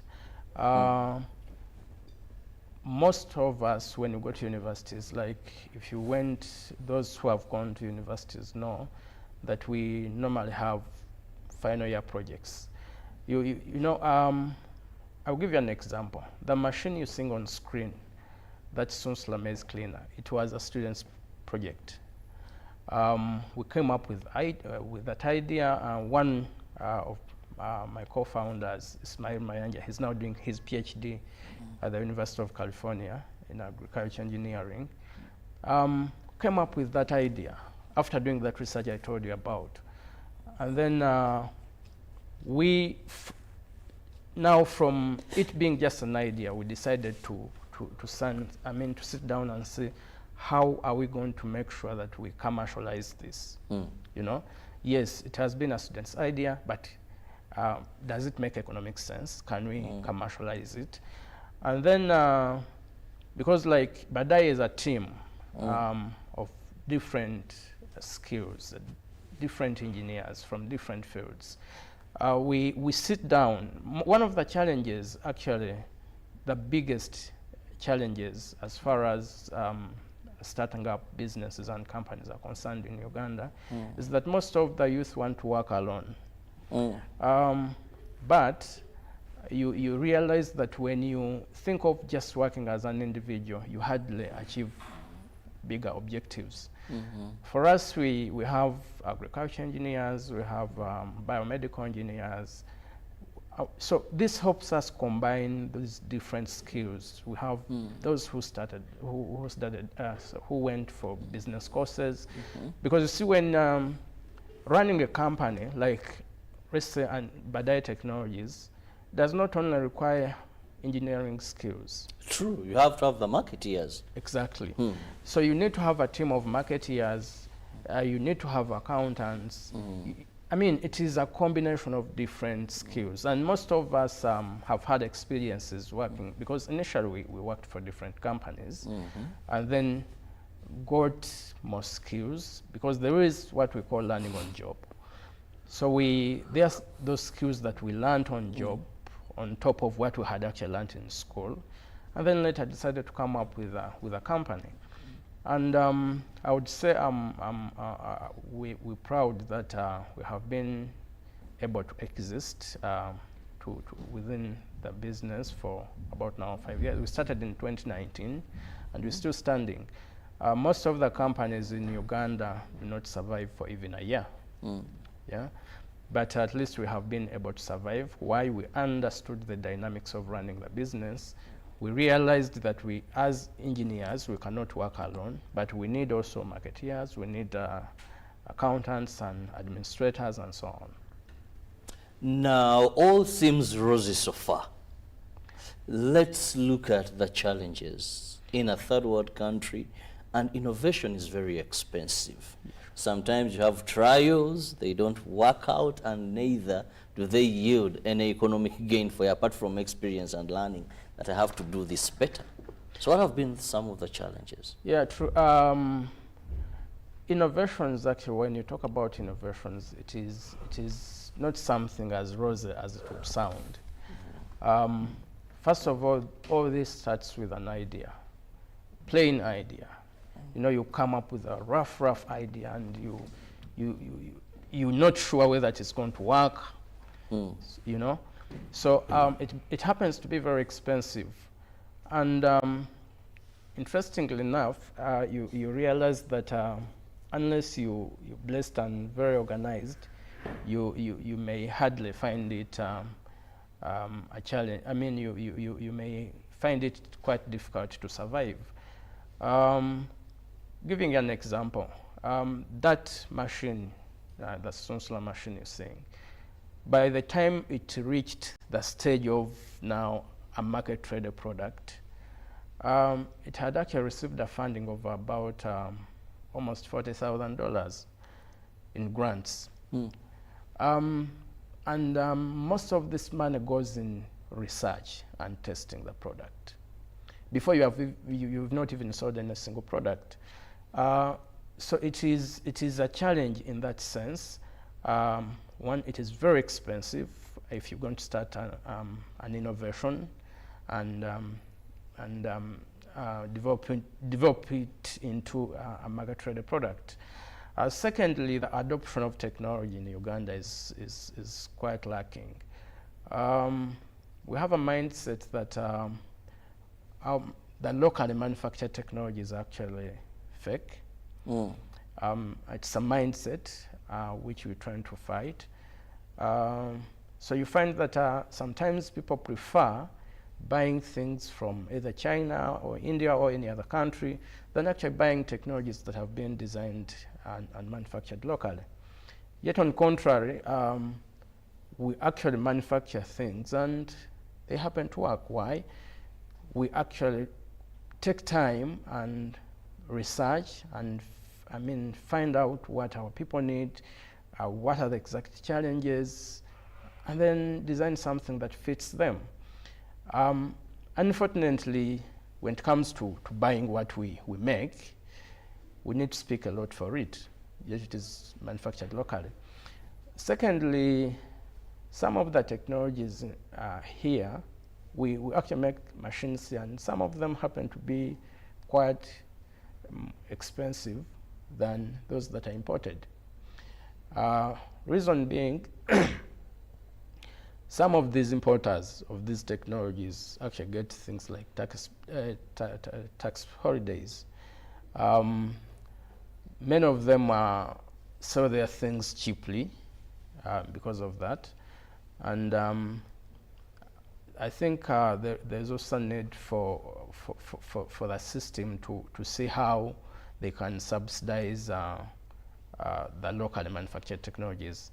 And two, when you manufacture something here and then another person imports it, somewhere, somehow, it discourages the consumers. It narrows the market. It narrows the market, and you find it a challenge for you to actually sell what you make. Now, because of such challenges, most of the youth tend to run out of the business. Because to compete with these guys who import technologies, you actually happen to require a lot of money that in most cases you do not have. Because in most cases we operate with limited resources. And now these guys come and import these technologies and flood the market. So you find yourself making technologies and fail to sell. Now, what next? These youth will run out of the business, because they can hardly compete. And I think with the fact that the startups do not have tax holidays, from the time you start, you begin with facing the taxes and so on. So such challenges have been a hindrance to the growth of most of innovations. Now let's look at government initiatives. We have the Innovation Fund. It is there. We have a full ministry by Dr. Monica Mosenero. Yes. Recently I was seeing a group of young people that came up with an alarm system, and they won the Global Science exhibition there. Now, how is government looking at this? Because we are seeing a number of innovations by Badaye. Yes. And no doubt, I would believe that government, in all the monies that are available, you couldn't miss a chance. Yeah. As Badaye Technologies, the first innovation we came up with actually was funded by government. There is a RIF program with Makerere University. Excuse me. We got a funding from RIF during that time of COVID, and you remember when we developed the touchless and pedalless hand wash technology. RIF funded that project. And then this Sunsula, this maize cleaner, our second project, was also funded by RIF. in the beginning. We got some funding from them, and then and even as we speak, there's actually a project we're coming up with. It is also being going to be funded by Steel Reef, government of Uganda through Reef. We're developing. You talked about the analog way of farmers using the hose, and we actually looked into that, and we are developing a digitalized planter, and it's going to be an interesting project, and it has been. We wrote our proposal, and Reef picked interest, and they're going to have it funded. Why, when you look at yes, we're talking about agriculture as a backbone of this economy, but using a hoe has relatively small results. We need to, because the world has changed a lot. Every country, every economy is going digital. So we decided to embrace that, whereby instead of a farmer going in the garden and start using your hoe, we want to develop a technology that helps them plant within a very short period of time, a system that can even track, you know, what you've planted. I mean, it is going to be an amazing one. Very interesting. We can't wait for that digitalized innovation. You called it the planter? Yeah. The planter. Well, I'm very eager to have a look at it. Well, I'm still with Mohammed Muwonge, who is the CEO of Badaye Technologies Uganda, and we are looking at boosting Uganda's economy through science and innovation. Now, this is a group of young men, young youths that are determined to solve problems for our country through various innovations. They make various machines, and now we are looking at their interest in the agricultural sector.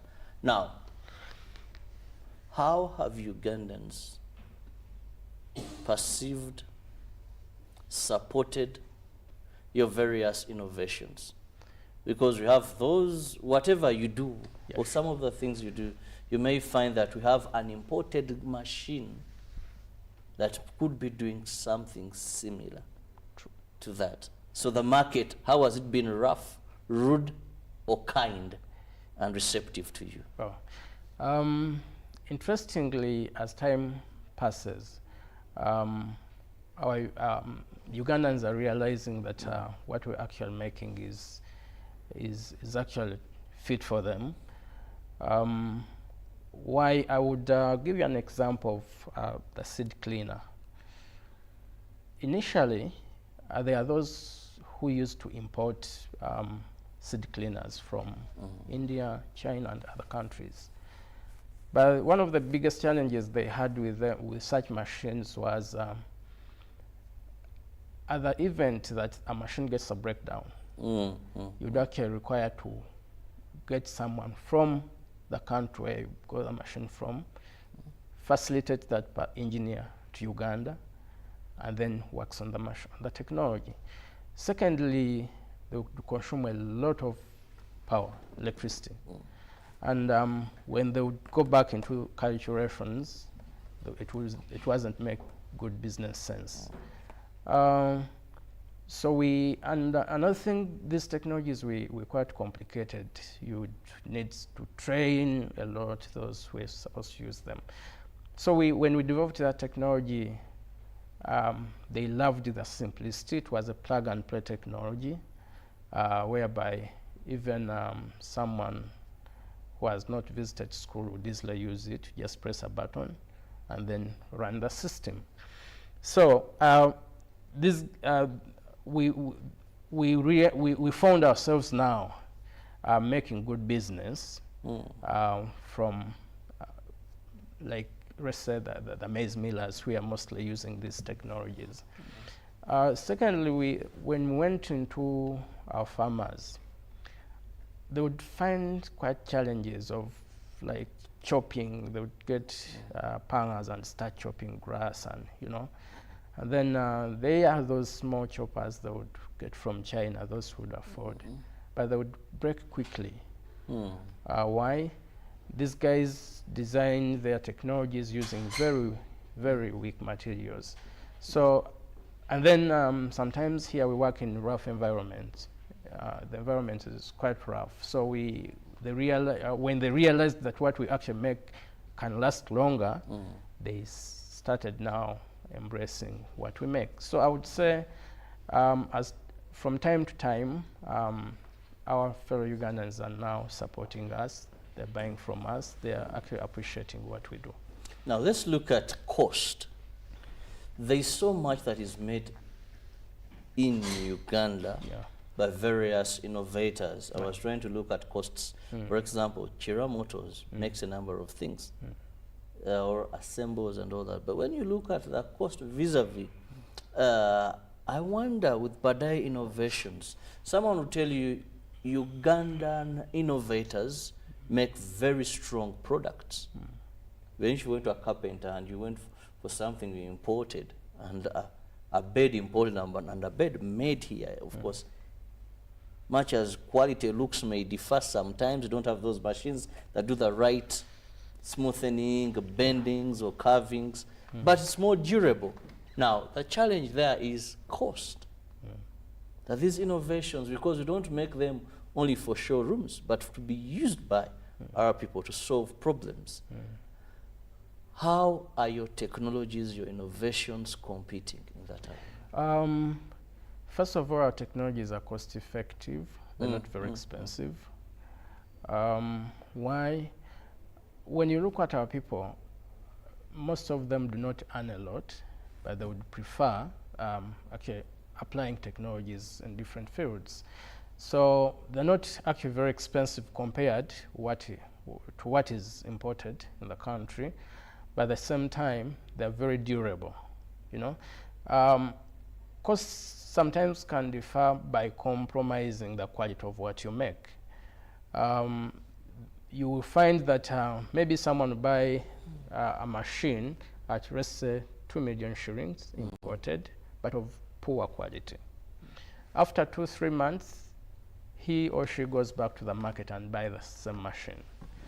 Then a Ugandan will make a very strong machine using proper material, and then sells it maybe at 2.5 or 3 million, and you use it for 2 years or more. So sometimes we take time to explain to our clients why what we sell makes economic sense to them.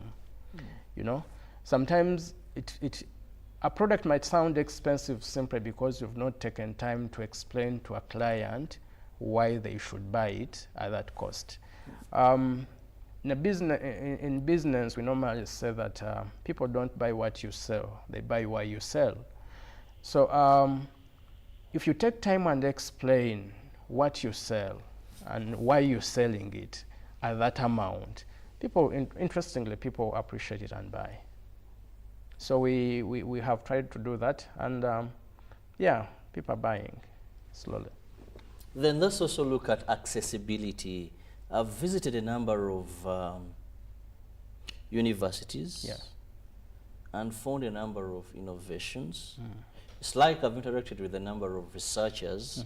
These are lecturers at various universities. Sometimes you're at an international workshop and you find that the person they're bringing to talk about a certain research, which is a breakthrough, is from Uganda.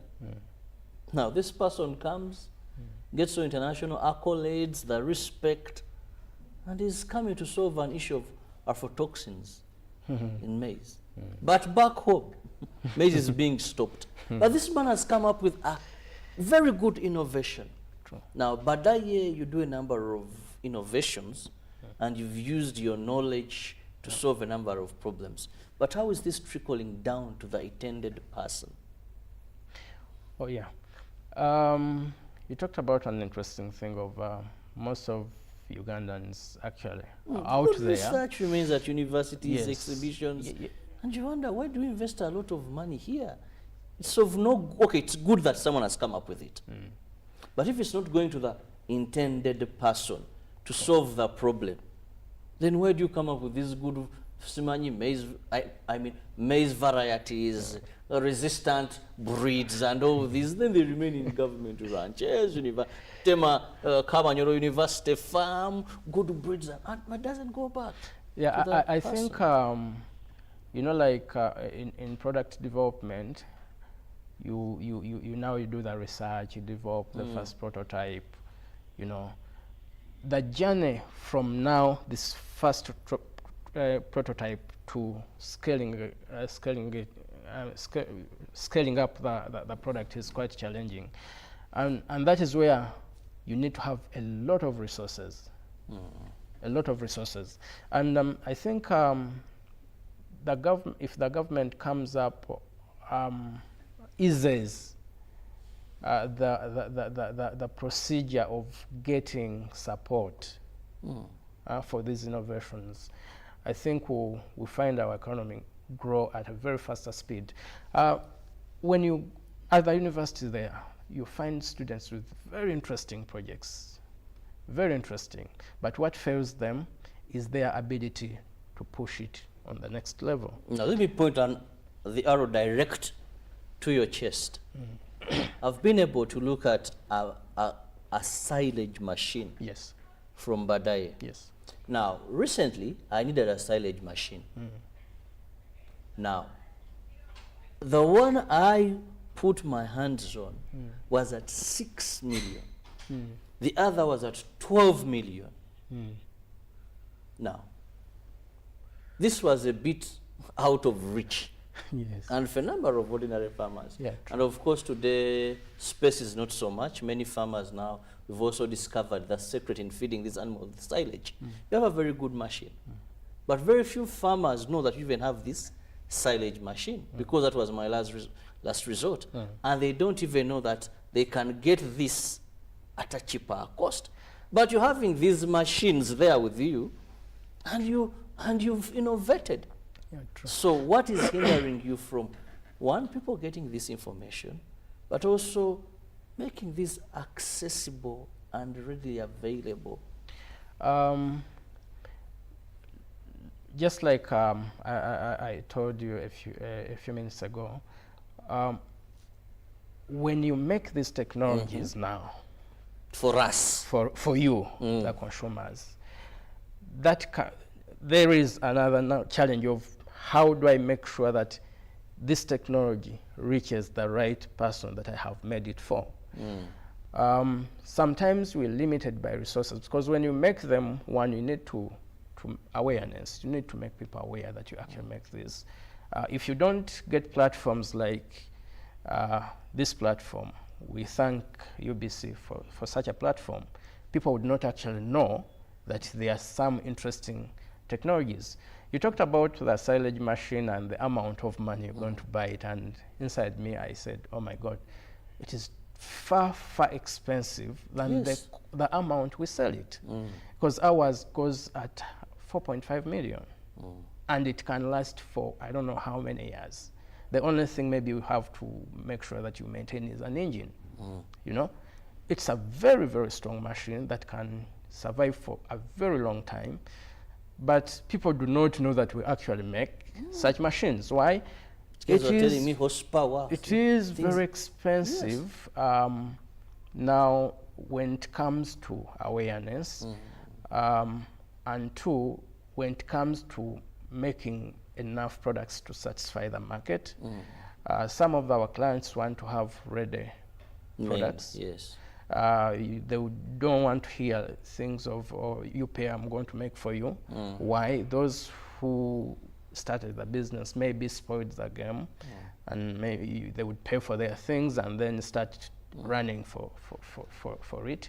So the biggest challenge is that it is expensive to go into the market, do the awareness and so on.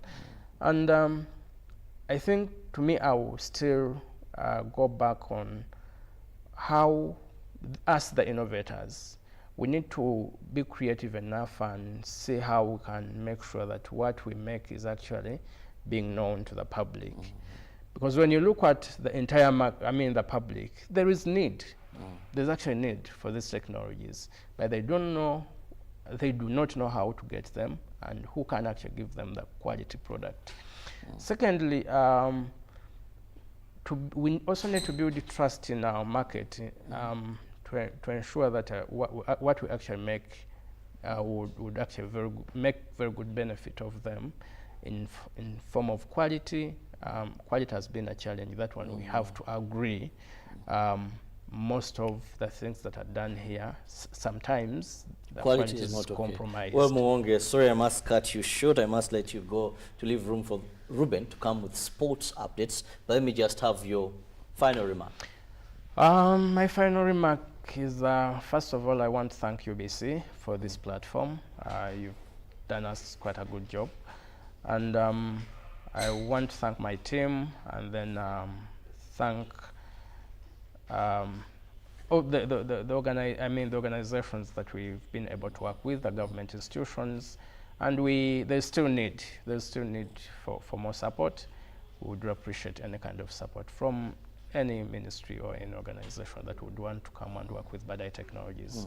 Well, thank you so much for your time, and of course our viewers. Buy Uganda, build Uganda. Let's support young innovators in this country. And for the government, yes, there's good support, but it is just a drop in the ocean. More of this is needed so that we stop, I want to call it irrelevant, unnecessary importation of things we can do here. And also let's have policies that protect these young men. Why, if a machine can be made in Uganda, should we still allow such a machine to come into Uganda? See you in the next hour.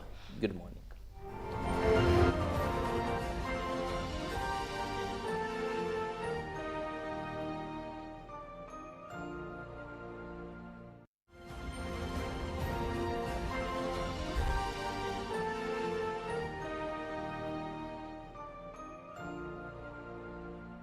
Pick of the day on UBC. Every Wednesday, 10 p.m. on your public broadcaster.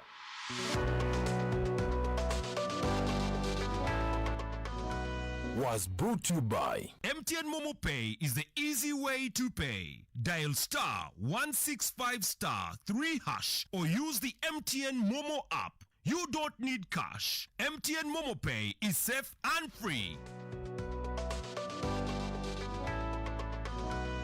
This weekend on UBC. The word in my mind is testosterone. A man who is overflowing with testosterone, the hormone.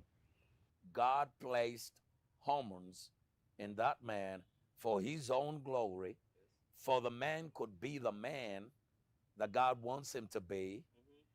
But the man now is being ruled by the hormones. Are these hormones meant to direct the man and tell him what to do, or the man is supposed to control the hormones? What you call omusajja, oba obusajja n'obwami, manhood, is an office. To be a man is an office. It's a calling. It is more than science. It's more than gender. It's more than sex. It's a responsibility. It's a function. It's a function. Now, not a title. No. This weekend on UBC.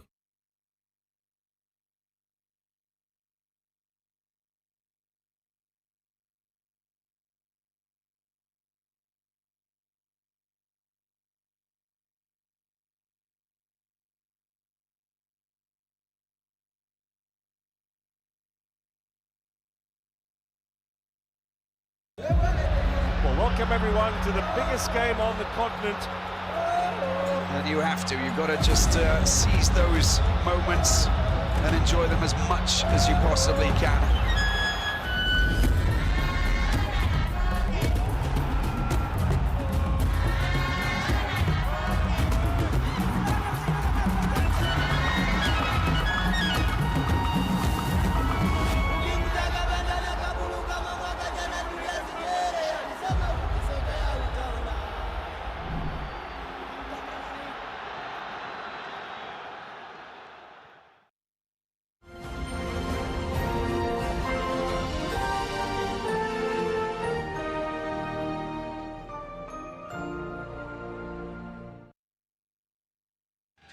welcome to Bouaké in Côte d'Ivoire or Ivory Coast for this quarter-final between the host nation and their northern neighbours Mali. So the formalities are over and we are underway for this keenly awaited quarter-final. And the same national team, and now again a Malian down in the area, and another decision for the referee to make. Striker goal is saved by Fofana, and listen to the roar. Seri hassled up it by Kamari Doumbia. Sinayoko goes one way, he's fouled, and that'll be a free kick to Mali inside the D. Red card for Kosano there. And this is a yellow and a nightmare half. Well, the referee blows the half-time whistle. It is Mali 0, Ivory Coast 0. Central striker goal from distance from Haider, blocked and parried by Fofana and just pushed out, and Singo giving others opportunities. Onto his right foot, surely must let fly, he does, and into the back of the net, and Mali have finally taken the lead, and it's Nene Dorjanez, the substitute, who has gone home an absolute beauty, and Mali, how they've deserved this goal. From a set piece, 5 Ivorians on the penalty spot, up they goes, headed and headed wide, and was that the chance? Jiggy Jarrah opening up for them, into the box they go. Just got to drop it into Fofana. It doesn't break free, but it does now. Oh, the noise levels are insane because of Dingra, who's just come on, has brought the Ivorians level with just seconds of the 90 to go. But the final whistle goes, and we are going to have an extra half hour. Dorgelet's trying to clear his lines, cannot do so. Singo will swing it in. There's a man in the back step, and it's Allaire against the post. Oh, it was the man you wanted to go to. Trying to work an angle for the cross. Onto the left he goes, swing in. Oh, it was across the face. Sometimes you lose words to use, but of course it's going to be, is it mouth-watering clashes between the 4 nations into the semi-final. Nigeria take on South Africa. That will be at 8 p.m. tonight. Then Cote d'Ivoire will take on DRC. My name is Ruben Mp Machibirango. I'm going to give you sports. When I was coming in, I saw a message from Paul. Paul, we have AFCON tonight. You can watch AFCON via UBC TV in the comfort of your sitting room. You don't have to ask me about whether, when, which, what. That's not what you should be asking. Just sit home and wait for what they call an in-depth analysis of the semi-final fixtures. I'll be, actually I might be with Baiko and Edwin and Julius, rather Simon, to digest. But of course, you can't know when. But tonight we have 2 games that will be taking place in AFCON. We have a few games left, 4 games left actually, and I'll tell you that Nigeria will take on South Africa at 8. That will be tonight. Then, of course, at 11 p.m., we'll have DRC or Dr. Congo taking on Ivory Coast, the team that has been so lucky to be in the semi-finals. They barely won a game in the group stages, but they are here now. But they are here to play in the semi-final, and they're playing at home. So I'm pretty sure that Didier Drogba and his former teammates, but watching from somewhere, from Didier Zokora to Yaya Toure, to Kada Keita, players like Wilfred Bonne, they will be watching their team, cheering their team take on DR Congo. And Sebastian Desabre, or Desabre, if you want, the way you call him is okay, well, depending on where you come from, is actually leading his Congolese team into a semi-final. And many were asking why he was fired Desabre. No, if you get into marriage with somebody and you wake up and leave, there's no you can ask somebody that why did she leave, why did Ruben leave. He had his reasons why he left. So there's a reason why Desabre was fired by FUFA, and they had Mitchell. So you might not be lucky with me in my house and be lucky with Sonko in his house. So it doesn't mean that if you are not if you are not lucky with me in my house, yes, you are not a good wife, or you can't be a good wife or a good husband. So the sub was a good coach, but we parted ways with him as a country because of where we are heading. What he wanted from a coach, he couldn't offer. Then he went to Congo and offered what Congo wanted. So don't blame but the former President Magogo for anything. And he's not the one who fires, by the way. He's not the one who hires. He's just given recommendation through a technical team that looks around, that auditions coaches. So you can't blame engineer for deciding such a decision, because it's not a one-man decision. It's actually a team decision to fire a coach. So Sebastian the sub left. He first went to coach a club in Algeria. That was Paradou, I think. Then he ended up in DRC, where he has actually made it, and of course made the Mutema Nangais, if they're called that, qualify for the semi-finals. But 2 games of AFCON, Nigeria taking South Africa. And the injured players, only Boniface is one injured for Nigeria. South Africa, everybody's available for South Africa. And but there's no way they will say that nobody is this, nobody is that. No, everybody's available for them. And then, of course, looking at the fixture between Cote d'Ivoire and DR Congo, Kayembe has a calf injury and might not return until the final. Then Sebastian Haller has an neck injury, might not be able to be part of this game, or might start on the bench. That is AFCON for you. Then away from AFCON into basketball, we had games played in basketball. But that was this morning, and that takes me to a message where somebody was asking me about the whereabouts of Steph Curry. Steph Curry plays for Golden State Warriors. Yes, he does play for the Warriors. But the games are this morning. The Mavericks beat the Nets 119-107 for the Brooklyn Nets. We had the Heat beating the Magic 121-95. The Knicks did beat the Grizzlies. That was 123-113. The Chicago Bulls did beat the Wolves. That was 129-123 for the Wolves. Then the Jazz did beat the Thunder. That was 124-117. And finally, the Suns beat the Bucks, even with Giannis on the team. They lost to the Suns. That was 114-106 for the Suns. Then, of course, as we come into studio tomorrow morning, there will be a couple of games that will be played. And I will start as early as 3 a.m. The Hornets will play the Raptors, and that game will be at the Spectrum Center. Then we'll have the Wizards taking on the Cavs. That game will be at the Capital One Arena at 3 a.m. That is tomorrow morning. At 3:30 a.m. tomorrow morning, we'll have the Celtics take on the Hawks at the TD Garden. Then at 3:30 as well, we'll have the Miami Heat take on the San Antonio Spurs. That will be at the Kaseya Center. And we have 3 games which will take place at 3:30. The 76ers will take on the Warriors at the Wells Fargo Center. That will be as well at 3:30. Then at 6, we have 2 games for 6 a.m. The Clippers will take on the Pelicans at the Crypto.com Arena.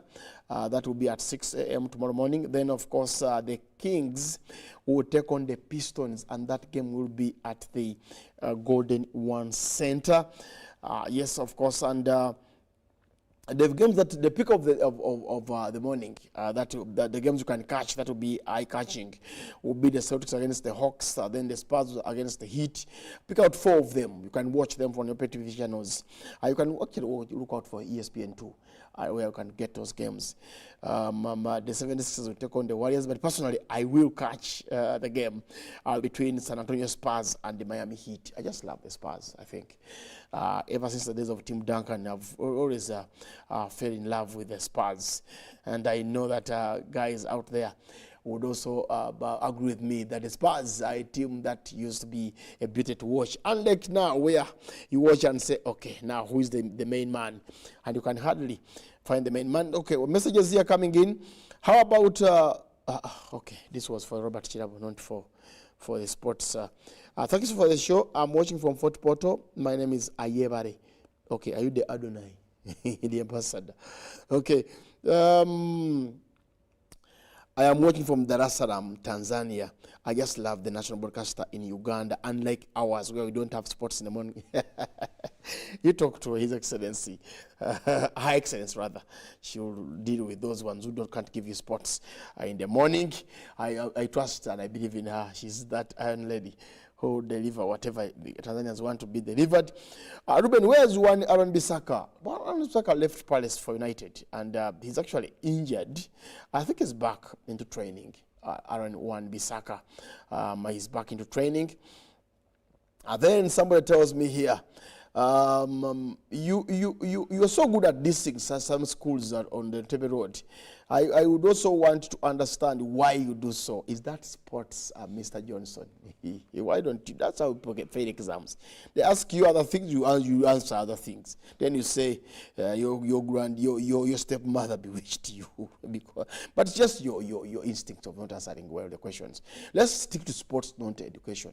Question was actually the other day, and when the team is here, Chantal, Oliver, and Sonko, you can ask them about the school at Entebbe Road, the CHEAT, not the KI.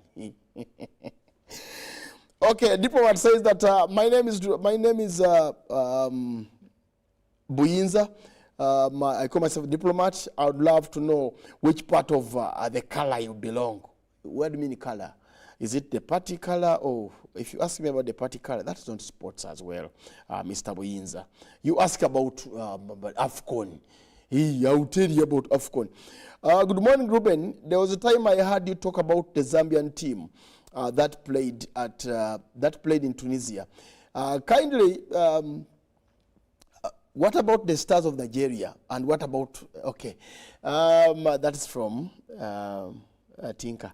Okay, Tinka. Yeah, I did watch the Tunisia '94 Cup of Nations, and I was so impressed by Karusha and his team.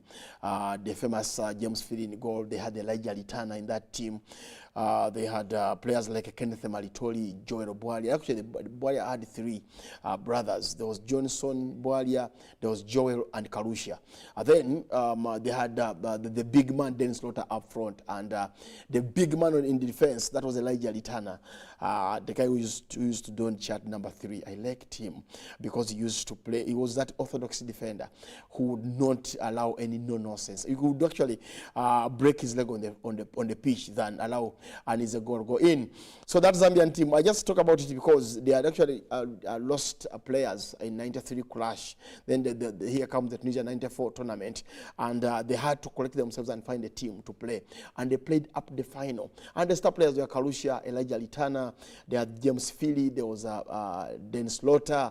So they really had a great team. Then Nigeria had their fantastic players from Jejo Kocha to Nwanko Kanu to Uche Okachuku, George Finidi, Tijani Babangida played at the time. I don't remember. Babangida was part of that team. Babangida played the '98 World Cup. That was in France. The '94 World Cup in USA, and of course the AFCON in Tunisia. I think Babangida was a young man.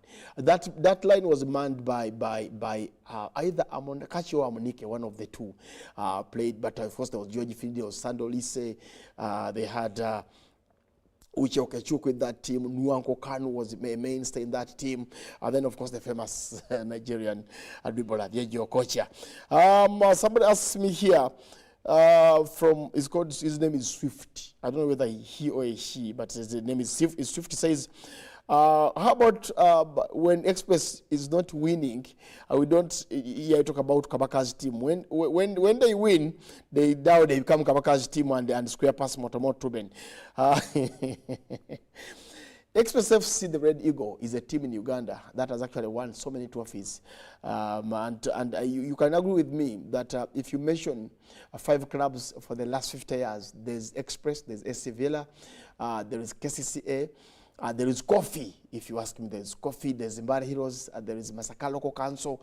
You will not mention the team at St. Mary's, the team that is on Entebbe Road. Maybe in the last 10 years you can mention them, from Bonamwaya to this, to that.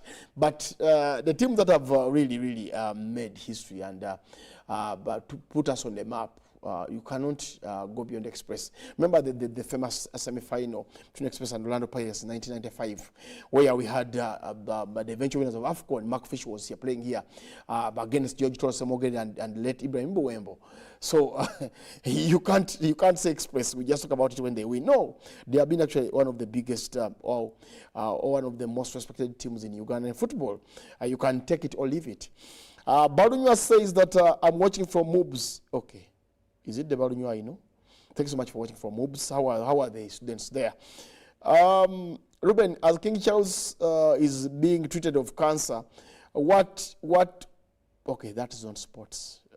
That can only go to these to the Monicas when they come here. They will be able to explain that to you. Samudu Ivan says that, good morning, Ruben. I just want to understand where you get such ties. They look like a sweater, like. Okay, Samudu Ivan, on that note, I'll end here. You know, fashion knows nothing. I just want to tell you that sometimes you choose what you think is right for you. And some of us who have some rugezi, you don't allow a woman to choose for you. You choose for yourself. So women will go for the other side of dressing, normal stuff, and then you go out of your way and you find something better for you. So you don't have to attack me because of my tie. It's not a sweater like tie. No, I don't think it is a sweater. The way you said it here, but I've got to leave it at this and pave way for Robert Chinabo to take you through DMU Extra. Good morning.